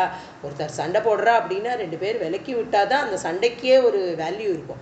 வேறுனா ஒருத்தர் சண்டையே போட்டுருந்தானா அதையும் ரசிக்க முடியாது, சண்டையே போடாமல் ஒருத்தர் இருக்கான்னா அதையும் ரசிக்க முடியாது. ஒரு ரசானுபாவமாக இந்த சிருஷ்டி இருக்கணுங்கிறத பகவான் படைக்கும் பொழுது அங்கே அதர்மம் அப்படிங்கிற ஒரு விஷயத்தையும் வைக்கிறார். அந்த அதர்மம் எது அப்படின்னா வந்து பகவானுடைய இது பின்புறம், பேக் சைட் ஆஃப் த பகவான், அதாவது அதுதான் அதர்மம் அப்படின்னு சொல்கிறார். அதுக்கப்புறமா அடுத்தது என்ன சொல்கிறார் அப்படின்னா இகதேவ மனக, அதாவது பிருஷ்டம் துவதர்ம இகதேவ எங்கன்னா பகவானுடைய பின்புறத்தில் தான் வந்து அதர்மத்தை வந்து வச்சிருக்கார். அதுக்கப்புறம் மனகன்னா பகவானுடைய ஹிருதயம், மனசு, அது எப்படி இருக்கான் சுதாம்ஷு அப்படிங்கிற. சுதா அப்படின்னா அமிர்தம்னு அர்த்தம். சுதாம்ஷுன்னா அப்படியே தன்னுடைய அமிர்த கருணையை தவிர வேற எதுவுமே இல்லை அப்படி வச்சுருக்கிறவனை வந்து என்ன அப்படின்னா சுதாம்ஷுகு அப்படிங்கிறது. இந்த இடத்துல பகவானுடைய மனசுக்கு யாரை வைக்கிறார் அப்படின்னா சந்திரனை வைக்கிறார்.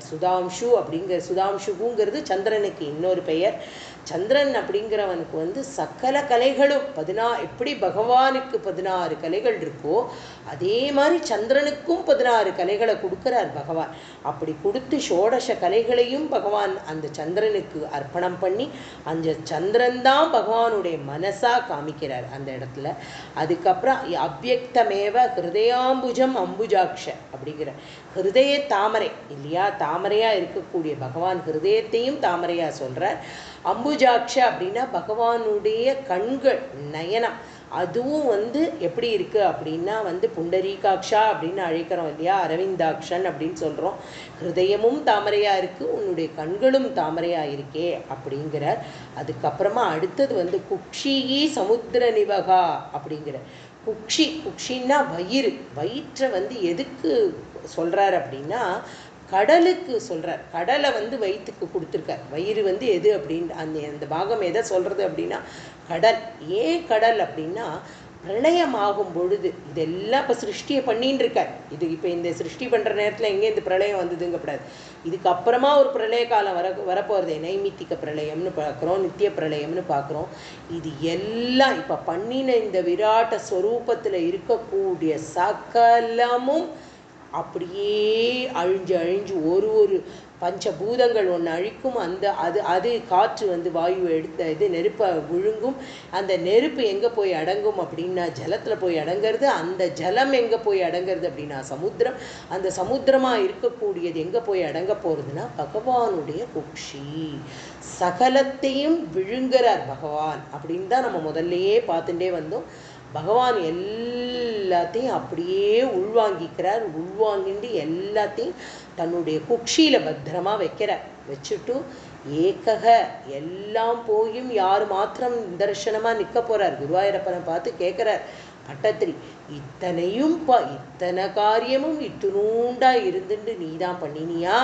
நீயே இதை அப்புறமா எப்படி அனுபவிக்க போகிற தெரியும் அனுபவிச்சிருக்க அப்படின்னா ஒரு ஆலிலை கிருஷ்ணனா தன்னோட பிரளய காலம் முடிஞ்ச அந்த பிரளய ஜலத்தில் எழுந்தருளி இருக்கிற குட்டி பாலகனா ஒரு குஞ்சு கிருஷ்ணனா தன்னோட கட்டவரில் எடுத்து தானே சூப்பி ரசிக்கிறாராம் பகவான். எப்படிப்பட்ட ஒரு சிருஷ்டியை நான் பண்ணியிருக்கேன், இப்படி ஒரு ரசனையா, இப்படி ஒரு அழகா, இப்படி ஒரு விஷயமா நாம் பண்ணியிருக்கேன்னு தானே தனக்கு ரசித்து கொள்ளக்கூடிய அந்த விக்கிரகம் தான் ஆலிலை விக்கிரகம். அதோட அழகு வந்து ஈடு இணையே கிடையாது. அதுக்கு வந்து அர்த்தமாக எத்தனை சொல்லிகிட்டே போனாலும் பாகவதத்தில் முதற்கொண்டும் பின்னாடி அது வருது. பிரளய காலம் முடிஞ்சு பகவான் எப்படி இருக்கார் அப்படின்னா ஆலிலை கிருஷ்ணனா அப்படியே அந்த ஜலத்தில் மிதந்துட்டு இருக்கார் அப்படின்னா யோக நித்ரையில் இருக்கார் அப்படின்னு அர்த்தம். அப்போ வந்து பகவானுடைய ஸ்வரூபம் அப்படி இருக்குது.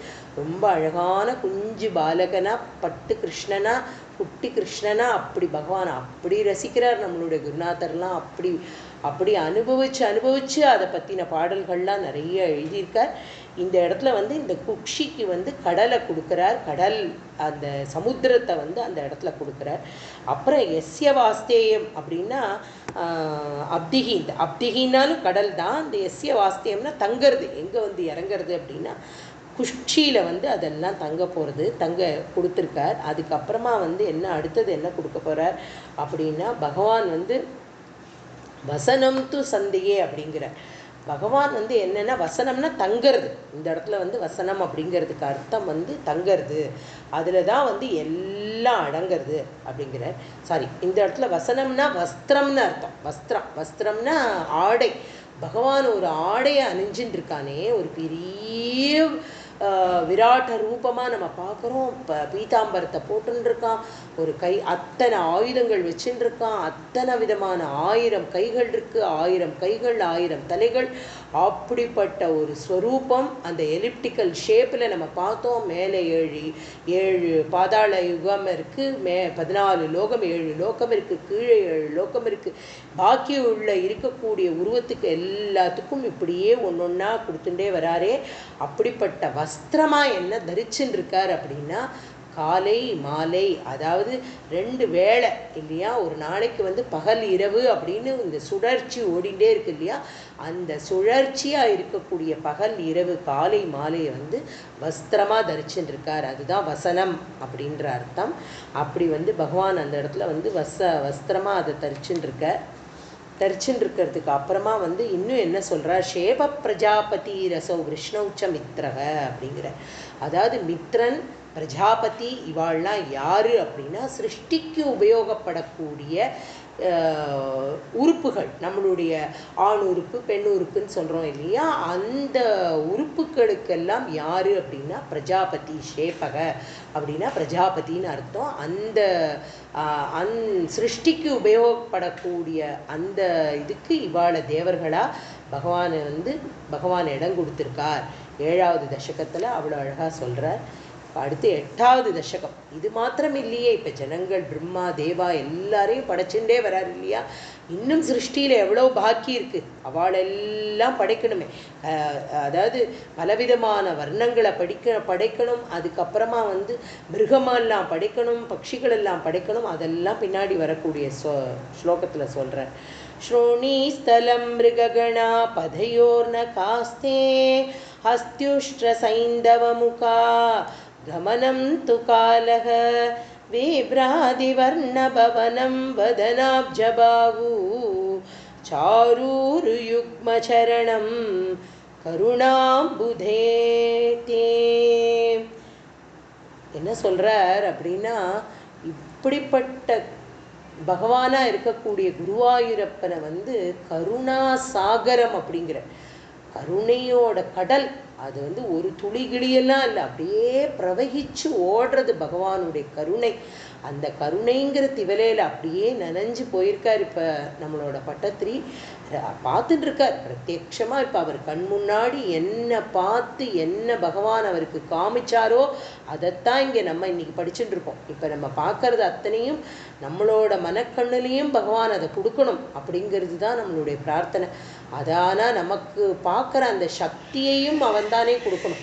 எப்படி அர்ஜுனனுக்கு அந்த ஈக்ஷக அந்த சக்தியை கொடுக்குறார், தன்னுடைய விராட்ட ரூபத்தை பார்க்கறதுக்கு ஒரு சக்தி வேணும். அந்த விராட்ட ரூபம்னு படிக்கும் பொழுது இதை வெறுமன புஸ்தகங்களில் இருக்கிற வேர்ட்ஸை பார்த்து இது இப்படிப்பட்ட பெரிய ஸ்வரூபம், இது என்னதுன்னே நமக்கு புரியலையேன்றச்சே நமக்கு கைகாலெலாம் உதறது, பதறது, நடுங்கிறது, அழுக வருது, எல்லாம் பண்ணுறது. சாக்ஷாத் பிரம்மஸ்வரூபமாக இருக்கக்கூடிய பகவானை பிரத்யக்ஷமாக நம்மளுடைய நேத்திரத்தினால பார்க்க முடியுமா அப்படின்றதுக்கெல்லாம் நம்ம இருப்போமானே தெரியலையே. அப்படி ஒரு நிமிஷம் நமக்கு பகவான் அருள் பாலிச்சுட்டார் அப்படின்னா அங்கே தான் அந்த மாயையை விளையாட விடுறார் நம்மக்கிட்டெல்லாம். அப்படியெல்லாம் பகவான் நீ அப்படியெல்லாம் என்னை அனுபவிக்கணும்னு அவசியம் இல்லைப்பா. உங்காத்துல இருக்கக்கூடிய குஞ்சு கிருஷ்ணராக நித்தியமாக நீ தரக்கூடிய பால் பழம், ஒரு போடுற இத்தினோண்டு துளசி, 2 ஜலம், இது போரும். இதை நான் அனுபவித்து அனுபவித்து அனுபவித்து உனக்கு அத்தனை கிருபையும் பண்ணக்கூடிய கருணை கடலாக இருக்கேன் அப்படின்னு குருவாயூரப்ப நமக்கு சொல்லிகிட்டே இருக்க. அப்படிப்பட்ட பகவான கருணாம்புதே அப்படின்னு ஸ்மரிச்சுக்கிறார் நம்மளுடைய பட்டத்திரி. கருணை கடலே அப்படின்னு கூப்பிடுறார். அவருடைய ஸ்ரோணித்தலம், ஸ்ரோணி ஸ்தலம் அப்படின்னா, ஸ்ரோணினா இடுப்பு. இடுப்பு ஸ்தலம் என்னவா இருக்குது அப்படின்னா, இடுப்போட பின்பக்கம் பின்புறம் சகல மிருகங்களும் எதுன்னா அத்தனை பிராணிகளையும் ஜந்துக்களையும் சிருஷ்டி பண்ணுறார். தன்னுடைய இடுப்பு பிரதேசத்தினுடைய பின்னாடியிலேருந்து பின்பகுதியான இடுப்பிலேருந்து மிருகக்கூட்டங்கள் அத்தனையும் வருதான். அப்படி இப்போ அதாவது புழு பூச்சி பட்சி, ஒரு இத்தினூண்டு முட்டை, இத்தினூண்டு கடுகளவில், இத்தினூண்டு அது கண்ணுக்கே தெரியாது. கொசுக்கும் இன்னும் கொஞ்சம் சின்னதாக அப்படியெல்லாம் நம்ம என்னன்னே தெரியாது. இல்லை ஒரு நிமிஷம் இப்படி இத்தினூண்டு கடிச்சிட்டு போயிருக்கோம், அப்புறம் தான் நமக்கு குறிப்பிடும் ஏதோ கடிச்சிருக்கேன்னு தட்டுவோம் அந்த இடத்துல. அது நம்ம கண்ணுக்கு கூட பார்க்க முடியாது. அப்படிப்பட்ட ஜீவராசி வரைக்கும் பகவான் படைச்சுட்டே வரார். இது எல்லாத்தையும் படைச்சுட்டு வரும்பொழுது அதில் அடுத்தது என்ன சொல்கிறார் அப்படின்னா, பதையோர் நகாஸ்தே ஹஸ்தியுஷ்ட சைந்தவ முகாஹா அப்படிங்கிற. என்ன அப்படின்னா, பதம் பகவானுடைய பாதம், பாதத்தில் இருக்கக்கூடிய நகங்கள் இருக்கு இல்லையா, நம்மளுடைய நெயில்ஸ், பகவானுடைய நகங்களில் எது கிளம்புறதான், அங்கேருந்து எது உற்பத்தி பண்ணுறார் அப்படின்னா ஹஸ்தின்னா யானை வருதான். உஷ்ட்ரன்னா பெரிய பெரிய ஒட்டகங்கள் எல்லாம் அவருடைய பாத நகத்திலேந்து கிளம்பி ஹஸ்தி உஷ்ட்ர சைந்தவ முகாகா அப்படிங்கிற. என்னென்னா சைந்தவம்னா இந்த இடத்துல குதிரை அப்படின்னு அர்த்தம். நிறைய குதிரைகள், அதாவது மிருகங்கள் இவாள்லாம் உற்பத்தி ஆகுது. நம்ம முன்னாடி பெரிய ஜுராசிக் பார்க் படமெல்லாம் பார்த்தோமே, பெரிய ஜுராசிக்லாம் அப்படிப்பட்ட ஒரு மிருகமெல்லாம் இருந்திருக்கணுமா இருக்கும் அந்த காலத்தில். தெரியல, லோகம் அழிய அழிய என்ன அழிஞ்சுது. ஒரு பிரளயத்துக்கு அப்புறமும் பகவான் எதை சிருஷ்டி பண்ணுறார், அது எந்த பிரளய காலத்தில் அதெல்லாம் இருந்தது அப்படின்னு நம்ம பார்த்து பார்த்துன்னு வந்தோம்னா யாழியெல்லாம் இருந்திருக்கு. அதெல்லாம் நம்மளுடைய கோவில்கள்லாம் அந்த ஷிலா சிற்பங்களாக அதெல்லாம் பண்ணியிருக்கா. யாழின்னு ஒரு மிருகமே உண்டு. அது வந்து முகம் வேறு மாதிரியாக இருக்கும், உடம்பு வந்து ஒரு சிங்கத்தோட உடம்பாக இருக்கும். அந்த மாதிரியான பிக்சரைசேஷன்ஸ் எல்லாம் நம்ம பார்க்கலாம். இதெல்லாம் அந்த காலத்தில் இருந்திருக்கு, அதற்கான ஆதாரங்கள் இருந்திருக்கு. அதை நம்மளுடைய சிற்பக்கலையில் நம்மளுடைய பாரத தேசத்தில் மாத்திரம்தான் இதெல்லாம் அனுபவிக்க முடியும். சத்தியம். வேறு ஒரு இடத்துல இதெல்லாம் கிடைக்குமா அப்படின்னா இதனுடைய ரெப்ளிகாவை வேணால் வச்சிருப்பாளா இருக்குமே தவிர வந்து ஒரு ஆவுடையார் கோயிலாக இருக்கட்டும், ஒரு சித்தன்னவாசலாக இருக்கட்டும், இந்த மாதிரி இடங்களுக்கெல்லாம் சாதாரண நம்ம தமிழ்நாட்டில் இருக்கக்கூடிய சுற்றி இருக்கிற கோவில்களில் இருக்கக்கூடிய சிற்பங்களை பார்க்குறதுக்கே இந்த ஜென்மா போகாதுன்னு நினைக்கிறேன். அவ்வளோ இருக்குது. அப்படிப்பட்ட பாரதத்தில் மாத்திரம் அப்படிப்பட்ட பூமி இது. ஏன்னா இது வந்து ஃபுல்லாக பகவன் நாமாவை மாத்திரமே சொல்லிகிட்டே இருக்கக்கூடிய ஒரு சக்தி ஸ்வரூபமாக இருக்கக்கூடிய பூமி.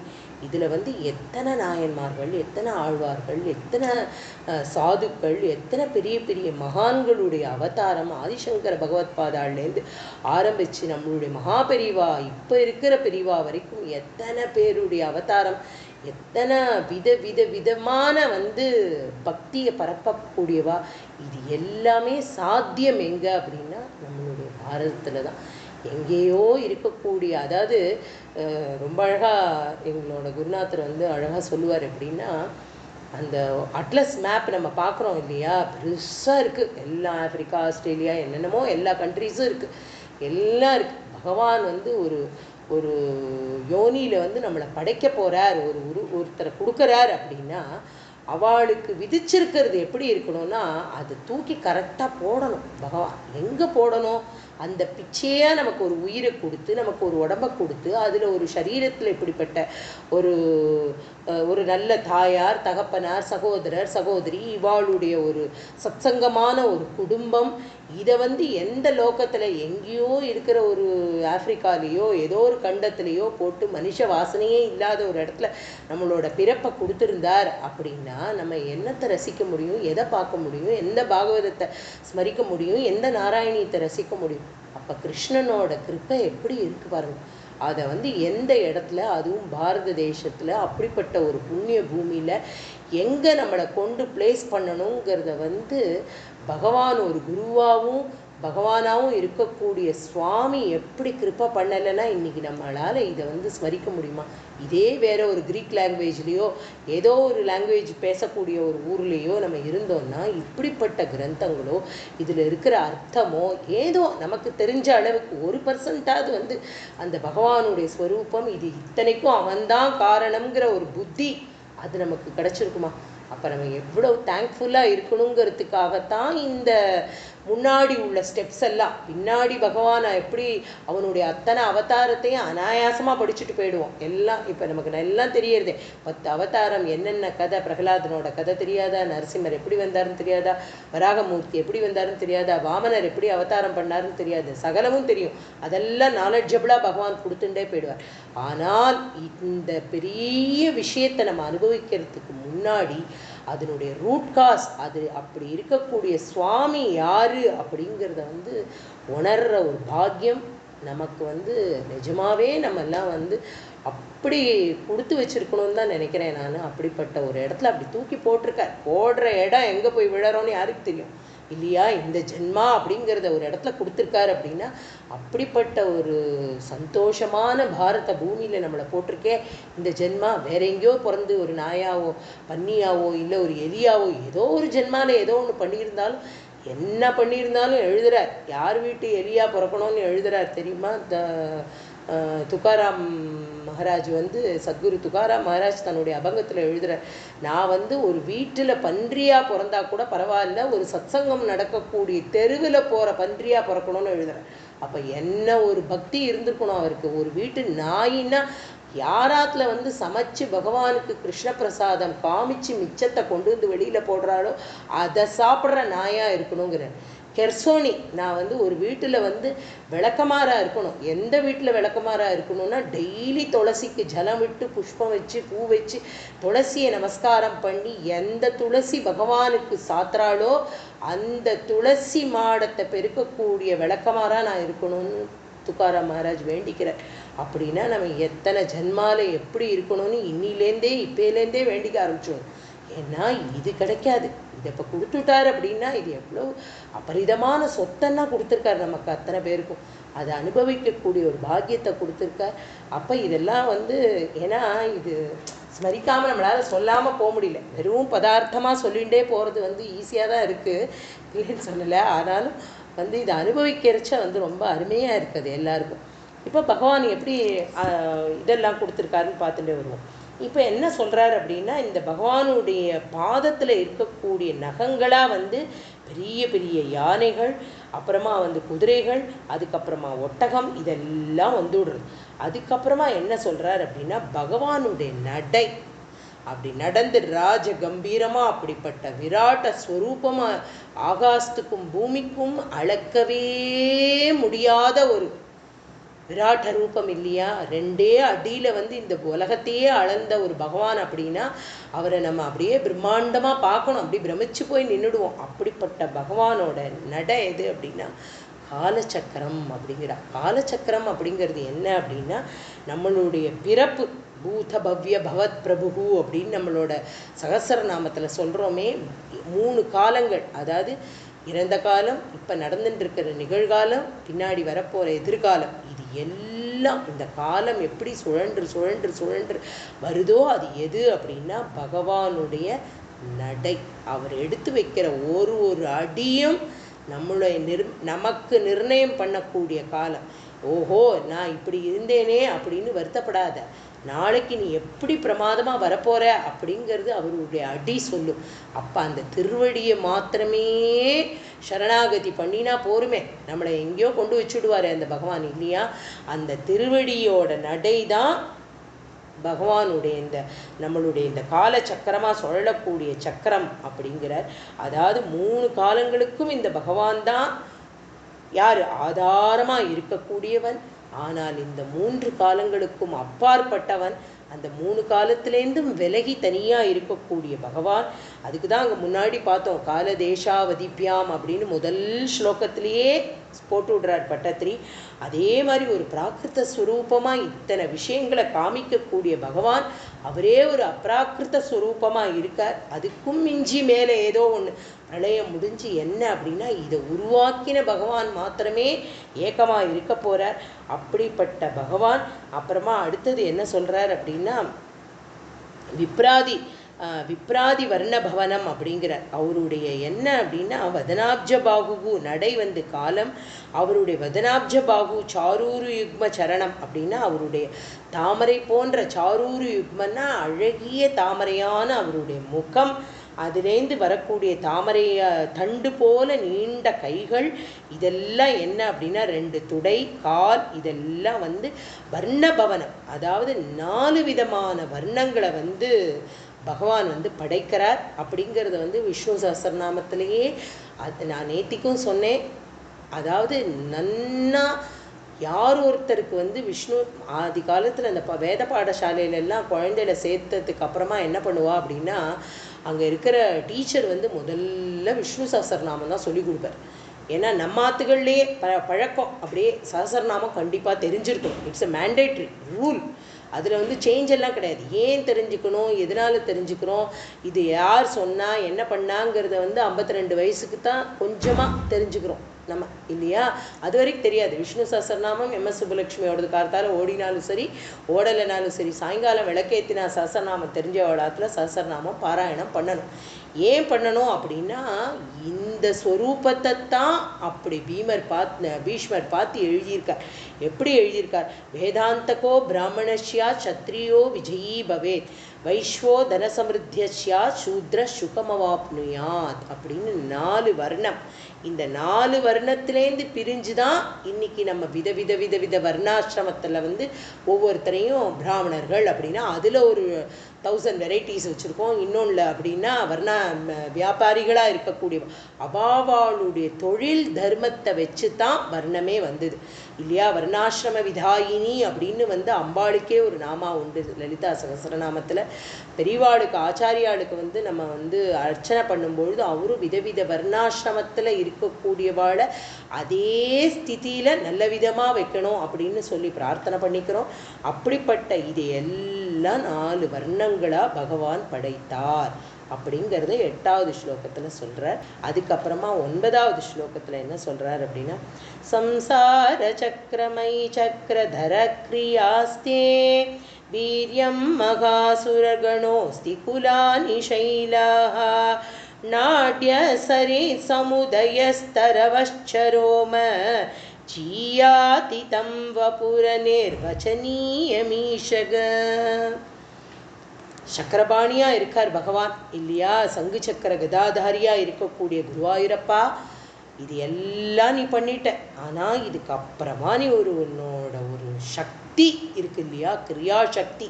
அதாவது இத்தனை பிரளயத்துக்கு அப்புறமா பகவானுடைய சிருஷ்டியில் இத்தனை விதமாக எல்லாரையும் படைச்சாச்சு.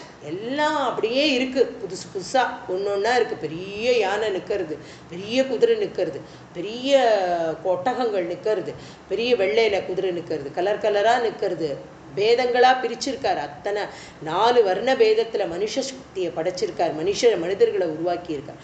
இவ்வளோ பட்சிகள் பிராணிகள் இத்தனையும் உருவாக்கினதுக்கு அப்புறமா பகவானுடைய ஒரு கிரியாசக்தி உள்ளே போகலை அப்படின்னா எல்லாம் ஜடம். என்ன இருக்க முடியும்? ஒன்றுமே இருக்காதே. அப்படியே நம்மளுடைய கிரியாசக்தியாக பகவானுடைய கிரியாசக்தி நம்மளுடைய அந்தர ஆத்மாவில் இருந்து நம்மளுடைய உயிர் நாடியை ஒரு நிமிஷமும் நம்மளுடைய சுவாசம் பிராணவாயு, பகவானுடைய மூச்சாக இருக்கக்கூடிய பிராணவாயுவை நம்ம சுவாசிச்சுன்னு இருக்கோம். ஒரு க்ஷணம் கடவா பல்லில் வச்சு கடிச்சு எவன் நம்மளை எடுத்துட்டு போயிட்டான்னு வச்சுப்போம். அப்படி இருக்கும் பொழுது இந்த பிராணசக்திக்கு பேடுத்துன்னா இதில் என்ன இருக்க முடியும்? ஒன்றுமே தெரியாது. நம்ம எப்படி இருந்தோம், இந்த ஜட வஸ்து அப்படின்னே தானே பேர் சொல்லி கூப்பிட ஆரம்பிச்சிடுவோம். ஒரு 4 மணி நேரம் 5 மணி நேரம் ஆயிடுத்துன்னா இந்த உடம்புல உள்ளே இருக்கிறது வெறும் மாமிச பிண்டமாகிடும். அத்தனையும் அழிஞ்சு போகக்கூடிய உடம்பு இது. இதில் பகவான் துளியூண்டு ஒரு சக்தியை உள்ளே செலுத்தலை அப்படின்னா நம்ம எப்படி இருந்திருப்போம்? அந்த கிரியாசக்தி எது அப்படின்னு கேட்குறார்.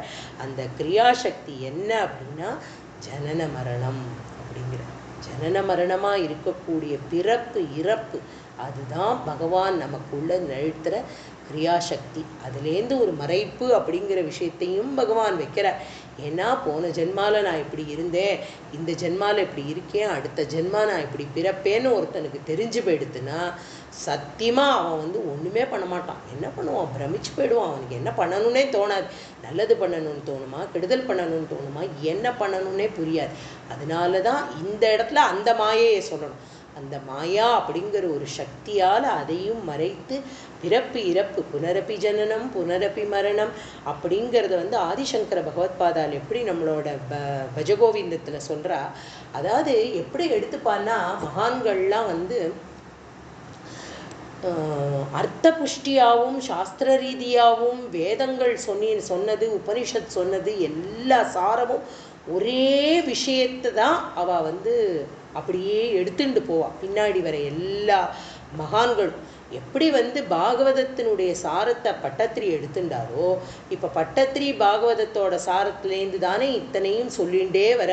அப்போ பகவானுடைய கிரியாசக்தி இதுதான். அப்படி புனரப்பி ஜனனம் புனரப்பி மரணம் அப்படின்னு ஜனன மரணம் பிறப்பு இறப்புங்கிறது தான் உன்னுடைய சக்திங்கிறத தான் பின்னாடி வந்திருக்கிற ஆதிசங்கர முன்னாடியே ஆதிசங்கர பகவத்பாதாள் தன்னுடைய பஜகோவிந்தத்தில் சொல்கிறார். அவர் சொல்கிறதையும் இவர் கேட்டிருக்கார். பின்னாடி வந்துருக்கிற அத்தனை மகான்கள், இன்னும் கோட்டானு கோட்டி மகான்கள் ஜனிக்க போகிற ஒரு திவ்ய பூமி இது, நம்மளோட பாரத பூமி. யாராக இருந்தாலும் ஒருத்தரை வழிபற்றி தான் இந்த தர்மங்களை சொல்லிகிட்டே வருவா அப்படிங்கிறது நமக்கு இங்கே புரியுறது. அந்த மாதிரி அவரும் சொல்கிறார். அதுக்கப்புறம் என்ன சொல்கிறார் அப்படின்னா,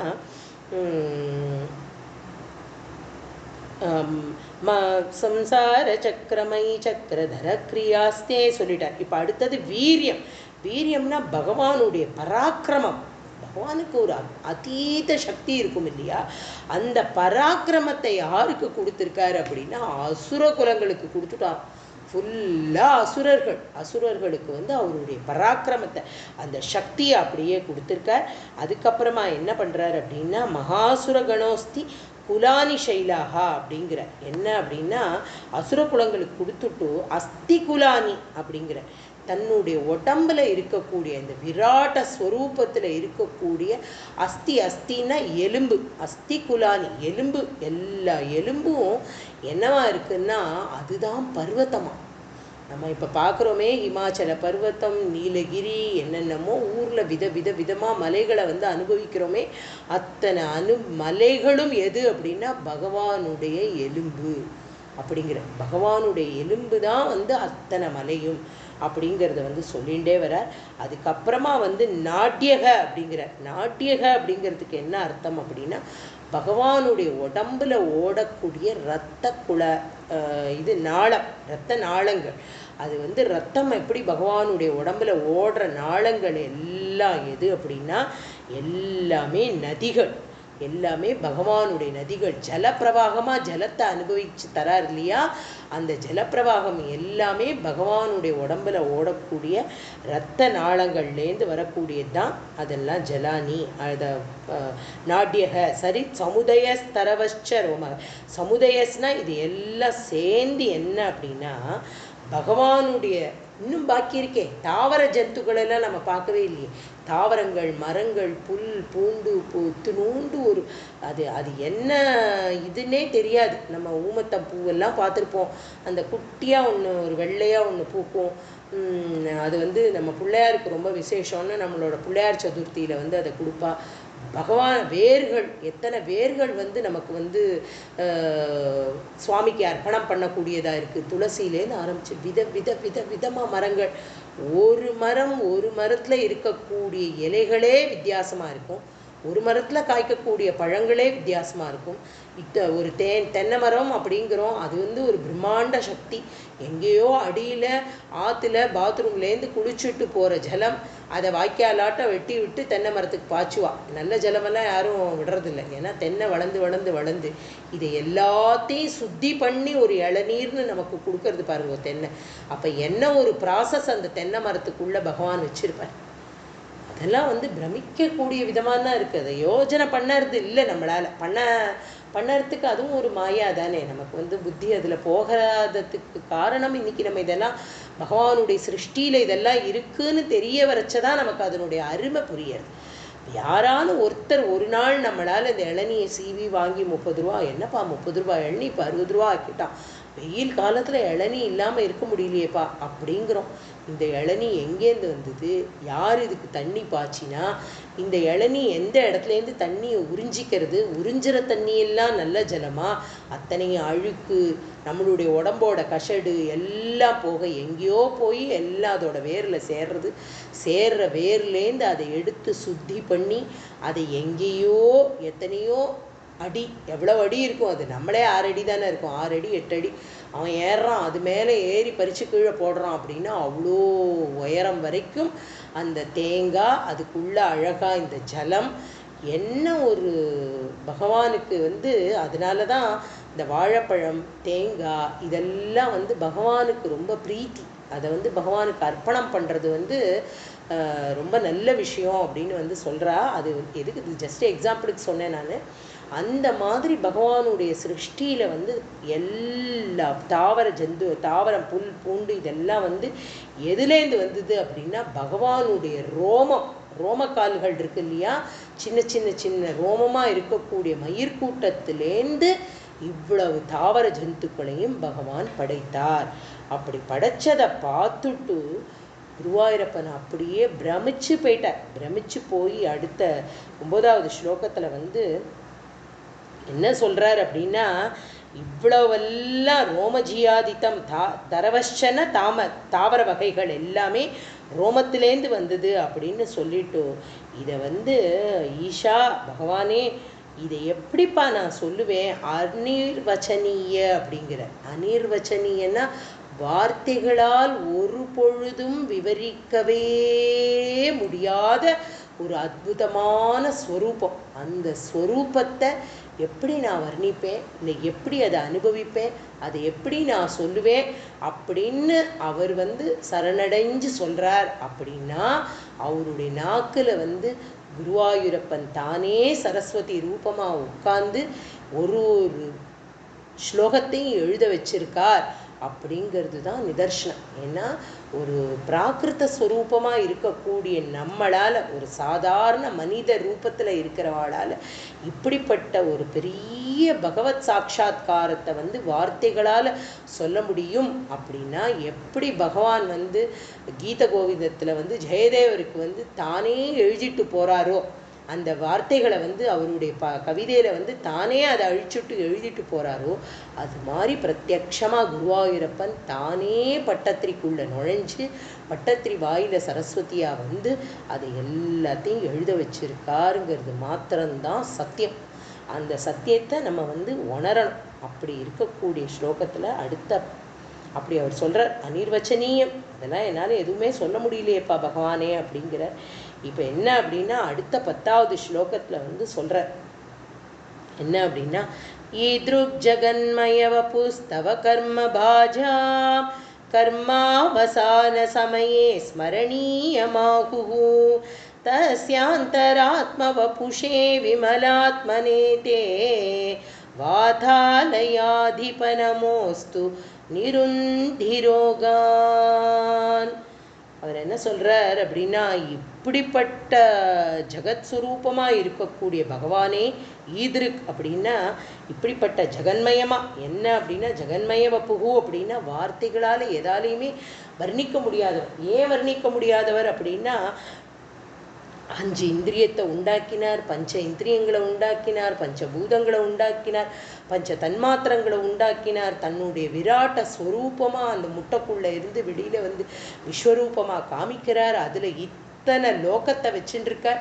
அந்த லோகம் மாத்திரம் இல்லை, இந்திரர்களை உண்டாக்குறார், அத்தனை தேவதைகளை உண்டாக்குறார். ஒரு ஒரு உறுப்புக்கும் ஒரு ஒரு தேவதையை கொடுக்குறார். அதற்கப்புறமா தேவதைகள் மாத்திரமா இல்லை, தர்மத்தை எதுன்னு சொல்கிறார். தர்மம் மாத்திரம் இல்லை, அதர்மம் எங்கேருந்து பிறக்கிறதுங்கிறதுக்கு அசுரர்கள் எல்லாம் எப்படி படைக்கிறேங்கிறத சொல்கிறார். அவா மாத்திரம் இல்லை, பசு பக்ஷி எல்லா ஜந்துக்களும் எங்கேருந்து வருது அப்படிங்கிறத சொல்கிறார். அது மாத்திரம் இல்லை, தாவரமாக இருக்கக்கூடிய தாவர ஜந்துக்கள்லாம் எங்கேருந்து வருதுங்கிற. வர்ணாசிரமா நம்மளுடைய மனுஷ ரூபத்தை நரன் அவளை எப்படி உருவாக்குறார் அப்படிங்கிறத சொல்கிறார். ஒரு ஒரு உறுப்புகளுக்கும் தன்னுடைய உடம்புல எங்கே இடம் கொடுத்துருக்கார் அப்படிங்கிறத ரொம்ப அழகாக இங்கே சொல்லிட்டு, நீ என்ன பண்ண போகிற பகவானே, கர்மபாஜான் அப்படிங்கிற எவன் ஒருவன் தன்னுடைய கர்மாக்களை, நித்திய கர்மாக்களை, அதாவது அவனுடைய வாழ்க்கை முறை, வாழும் முறைன்னு சொல்கிறோம் இல்லையா, கார்த்தால எழுந்தாபல் தேய்க்கிறது, குளிக்கிறது, சுவாமிக்கு 2 புஷ்பத்தை போடுறது, முடிஞ்சால் 2 ஸ்லோகம் சொல்கிறது, சந்தியாவந்தன இத்தியாதிகள் பண்ணுறவா அதெல்லாம் பண்ணுறது, பாராயணம் பண்ணுறவா பாராயணம் பண்ணுறது, வேலைக்கு போகிறவா வேலைக்கு போகிறது, ஆற்றுல இருந்து உத்தியோகம் பண்ணுறவா உத்தியோகம் பண்ணுறது, ஒரு மனைவியாக இருக்கிறவ தன் கடமையை பண்ணுறது, தாயாராக இருக்கிறவ தன் கடமையை பண்ணுறது, குழந்தைகளாக இருக்கிறவா நீங்கள்லாம் நன்னா படிக்கிறது. இப்படி ஒவ்வொருத்தருக்கும் ஒரு ஒரு கர்மாவை விதிக்கிறார் இல்லையா. அந்த கர்மா செயல்முறை அப்படின்னு அர்த்தம் இந்த இடத்துல. அதாவது பூர்வ ஜென்ம கர்மா இல்லாட்டி நம்ம இப்படி வந்திருக்கவே முடியாது. அந்த கர்மாவும் உண்டு. அந்த கர்மாவின் அடிப்படையில் இப்போ பண்ணக்கூடிய இத்தனை கர்மாக்கள் இது எல்லாத்தையும் எவன் ஒருவன் பண்ணிட்டு இருந்தாலும் அவன் எதை தியானிக்கணும் அப்படின்னா ஸ்மரணீயம். இதெல்லாம் முடிஞ்சு ஒரு நாளைக்கு என்னுடைய டே ஸ்டார்ட் ஆகிச்ச நான் பகவானை கராகிரே வசதே லக்ஷ்மி கர மத்தியே சரஸ்வதி கரமூலேத்து கோவிந்தா பிரபாதே கரதர்ஷனம் அப்படின்னு கையை பார்த்து இதில் இருக்கக்கூடிய தெய்வங்கள் எல்லாம் என்னுடைய டேயை நல்லபடியாக நடத்தி தரணும்னு சின்ன வயசில் குழந்தைகளுக்கெல்லாம் அம்மாக்கள் சொல்லித்தர ஸ்லோகம் இது. இது எல்லாரும் காத்தால திறந்து கண்ணை திறந்து இதை பார்த்து நமக்குள்ளேயே இருக்கக்கூடிய பகவத் சாட்சா்காரத்தை நமஸ்காரம் பண்ணுறோம், தெரியாமே பண்ணுறோம். நமக்குள்ளே இது இருக்குது, இந்த சக்தி ஸ்வரூபமாக பகவான் கொடுத்துருக்கிறது அத்தனையும் அவன்தான் உள்ளே இருக்கான் அப்படிங்கிறதே நமக்கு தெரியாமல் ஒரு நமஸ்காரமாவது பண்ணுறோம். பண்ணி நம்மளுடைய நித்திய கர்மாக்கள் எல்லாம் முடிஞ்சு ஒரு நிதானம் அப்படிங்கிற ஒரு நிலைக்கு அவன் வரும்பொழுது யாரை ஸ்மரிக்கணும் அப்படிங்கிறத குருவாயூரப்பனை இது பட்டத்திரி ரொம்ப அழகாக சொல்கிறார். என்ன சொல்கிறார் அப்படின்னா, யாரை தியானிக்கத்தக்கதானவனா இருக்கா அப்படின்னா வாதாலயாதிப குருவாயூரப்பா ஒன்னே அவ தியானிக்கணும். எப்படின்னா இந்த பிரபஞ்சத்துல எப்படி அந்தராத்மாவா இருக்கக்கூடிய ஸ்வரூபன் நீதான். நீதானே பகவான். இந்த அந்தராத்மாவா ஒரு ஒரு விஷயத்திலையும் சர்வவியாபியா இருக்கக்கூடிய பகவான் நீதான். இவ்வளோ பெரிய உருவமோ, இதில் ஒரு அழகோ, இதில் வந்து ஒரு சாநித்தியமோ, இதில் வந்து ஒரு பக்தியோ, இதில் ஒரு படிப்போ, இதில் புத்தியோ, இதில் வந்து தமசமோ 3 குணமோ, இதில் வந்து என்ன உண்டு? இப்போ இத்தனையும் கொடுத்துருக்காரு. இதுக்குள்ளே இருக்கிற ஒரு சுவாசம், இரத்த நாளங்கள் என்னவா இருக்கட்டும், இந்த சதப்பிண்டத்துக்கு ஒரு உருவத்தை பகவான் கொடுத்து அதில் ஒரு சாட்சாத் ஸ்வரூபமாக ஒரு சின்ன சைத்தன்யத்தை உள்ளே வச்சிருக்காரு இல்லையா? அதுக்கு யார் காரணக்கர்த்தா அப்படிங்கிற பகவானை எவன் ஒருவனும் ஸ்மரிக்கணும். அப்படிங்கிற அந்திம காலத்தில் ஸ்மரிச்சா பத்தாது. அந்திம காலத்தில் ஸ்மரிப்போமா அப்படிங்கிறது தெரியாமல் போகிறதுக்கு தான் பின்னாடி வரப்போகிறது. அஜாமிளனோட சரித்திரம் எல்லாம் பின்னாடி சொல்ல போகிறார். அன்றைக்கு இன்றே சொல்லி வைத்தேன்னு சொல்லுப்பா.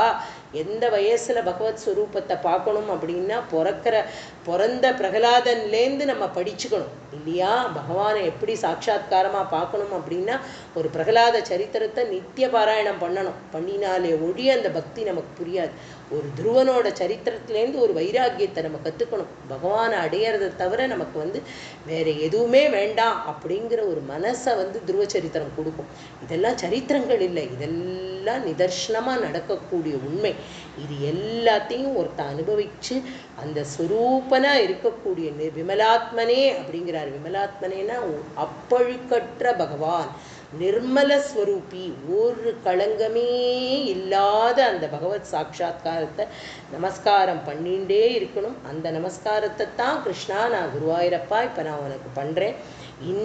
இப்படி கிரியாவாக நீ இருந்து எல்லாரையும் காப்பாற்றின்னு இருக்கிற பகவானே, என்னுடைய ரோகம் அப்படின்னு இந்த இடத்துல அவர் எந்த ரோகத்தை சொல்கிறார் அப்படின்னா தன்னுடைய உடம்பு வியாதி இல்லை, தன்னுடைய பவரோகத்திலேருந்து என்னை வந்து இந்த கர்மா அந்த பின்னாடி வந்துட்டே இருக்கேன், இந்த பவரோகத்திலேருந்து என்னை வந்து கண்டிப்பாக காப்பாற்ற வேண்டும். நிருந்தி அப்படின்னா போக்கிடணும் அப்படிங்கிற, அது வேண்டாம், வேரோடு எடுத்துடும். அந்த பவரோகத்தை வந்து அந்தர்யாமியாக இருக்கக்கூடிய பகவானே உன்னை நமஸ்காரம் பண்ணணும், ஒவ்வொருத்தரும் பண்ணணும் அப்படிங்கிறத வந்து ரொம்ப ஸ்பெசிஃபிக்காக இந்த ஸ்லோகத்தில் சொல்கிறார். சொல்லது மாத்திரம் இல்லை, அப்படிப்பட்ட அந்தர்யாமியா, நிர்மல ஸ்வரூபனா, விமலரூபியா, சாட்சாத்காரமாக எனக்கு எய்த்தாப்பில் இருக்கக்கூடிய இந்த பகவானை நான் ஸ்மரணை பண்ணிகிட்டே இருக்கேன். அப்படிப்பட்ட எனக்கு இந்த ரோகம் பவரோகம் இது ரெண்டையும் என்கிட்டேருந்து எடுத்துடுப்பா, அப்படியே நிறுத்தி போக்கி விட்டுடு, எடுத்துடு அப்படிங்கிற. அப்படி சொல்ல அப்படியே கருணாமூர்த்தியாக இருக்கக்கூடிய விராட்ட ஸ்வரூபமாக இருந்த பகவான் அப்படியே தன்னை சின்னதாக ஆக்கிண்டு தலையில் மயில்பீலியோட வெக்தஸ்த பாதமோட காலை மாற்றி நின்றுண்டு கையில் புல்லாங்குழலை வச்சுண்டு பகவான் வந்து அப்படியே ஒரு காட்சி தரார். நம்மளோட பட்டத்திரிக்கு காட்சி தந்து சத்தியவாக்கு நீ சொன்னது அப்படிங்கிறத சொல்லி அங்கீகாரம் பண்ணி இதுலேருந்து உன்னை நான் காப்பாற்றுவேன் அப்படிங்கிறது சத்தியம் அப்படின்னு பகவான் எய்தாப்பில் கிருஷ்ண ரூபமாக ஸ்வரூபமாக அப்படியே இவ்வளோ பெரிய பிரம்மாண்டத்தை பார்த்துட்டு, அந்த பிரம்மாண்டம் வேறு எதுவும் இல்லை, துள்ளி விளையாடி நம்ம கூட பழகி நம்மளோடையே நம்ம ஆத்துக்குள்ளேயே இருக்கக்கூடிய அந்த கிருஷ்ணர் தான் அப்படிங்கிறத வந்து ரொம்ப அழகாக காமிச்சு அதுலேருந்து பட்டத்திரி வந்து அந்த அனுபவபூர்வமாக இதை வந்து அப்படி அழகாக சொல்கிற ரொம்ப அருமையான தசகம். ஏன்னா இதில் வந்து இதெல்லாம் வந்து நம்ம தெரிஞ்சுக்கணும். பின்னாடி வந்து வரப்போகிற தசகங்கள் எல்லாம் வந்து எப்படி யாரை இனிமே தான் சிருஷ்டியே பண்ண போகிறார். பிரம்மதேவனை சிருஷ்டி பண்ணணும். அதுலேருந்து எதெல்லாம் வந்து பிரம்மதேவன் எதை சிருஷ்டி பண்ண முடியாமல் போய் பகவானை வைகுண்டத்தில் போய் தரிசனம் பண்ண போகிறார். தரிசனம் பண்ணி பகவான்கிட்டேருந்து திரும்ப அந்த சக்தியை வாங்கிட்டு வர போகிறார். அதுக்கப்புறமா மகா பிரளயத்துக்கு அப்புறம் பிரம்மதேவன் எப்படி இந்த உலகத்தை மறுபடியும் சிருஷ்டி பண்ணுறார் அப்படிங்கிறதெல்லாம் ஒரு 10 சாப்டருக்குள்ளே இதெல்லாம் வருது. இது எல்லாத்தையும் ரசானுபாவமாக அனுபவிக்கணும். அனுபவித்து சாட்சாத் ஸ்வரூபமாக இருக்கக்கூடிய பகவானை தவிர வேறு எதுவுமே இல்லை அப்படிங்கிறத நம்ம புரிஞ்சுக்கணும். அந்த புரிதல் அதையும் பகவான் கொடுக்கணும்னு நம்ம நமஸ்காரம் பண்ணி வேண்டிக்கணும். கொஞ்சமான நம்மளுடைய சித்தத்தில் வந்து இது வந்து உள்ளே போகிறதுக்கு வந்து பகவான் வந்து கிருபா பண்ணணும் அப்படிங்கிறத வந்து நல்லா வேண்டிக்கணும். அதனால் இன்றைக்கி வந்து நல்ல விதமாக நம்மளுடைய இந்த தசகத்தை வந்து பூர்த்தி பண்ணிக்கலாம். இதில் உள்ள 10 ஸ்லோகங்களையும் 6வது தசகத்தில் முடிஞ்சதுன்னா, இன்னைக்கு முடியாது, எல்லாரும் நாளைக்கு இந்த 6வது தசகத்தை ஆற்றுல வந்து ஒரு கார்த்தால ஒரு பாராயணமாக பண்ணி பாருங்கோ. அப்படி பண்ணும் பொழுது நமக்கு இதனுடைய அர்த்தம் கண்டிப்பாக மனசில் வந்து பகவான் கொடுப்பார். எந்தெந்த இடத்துல எதெல்லாம் வந்து நம்ம ஸ்மரிச்சிட்டோம் அப்படிங்கிறத வந்து நிச்சயமாக பகவான் கொடுப்பார். அந்த ஒரு அனுபவத்தோட நாராயணியத்தை நம்ம பாராயணம் பண்ண பண்ண பிரத்யக்ஷமாக குருவாயூரப்பனோட பரிபூர்ணமான கட்டாட்சம் எல்லாருக்கும் கிடைக்கும் பிரார்த்தனை பண்ணுறோம். सर्वत्र गोविन्दनाम संकीर्तनं गोविन्दा गो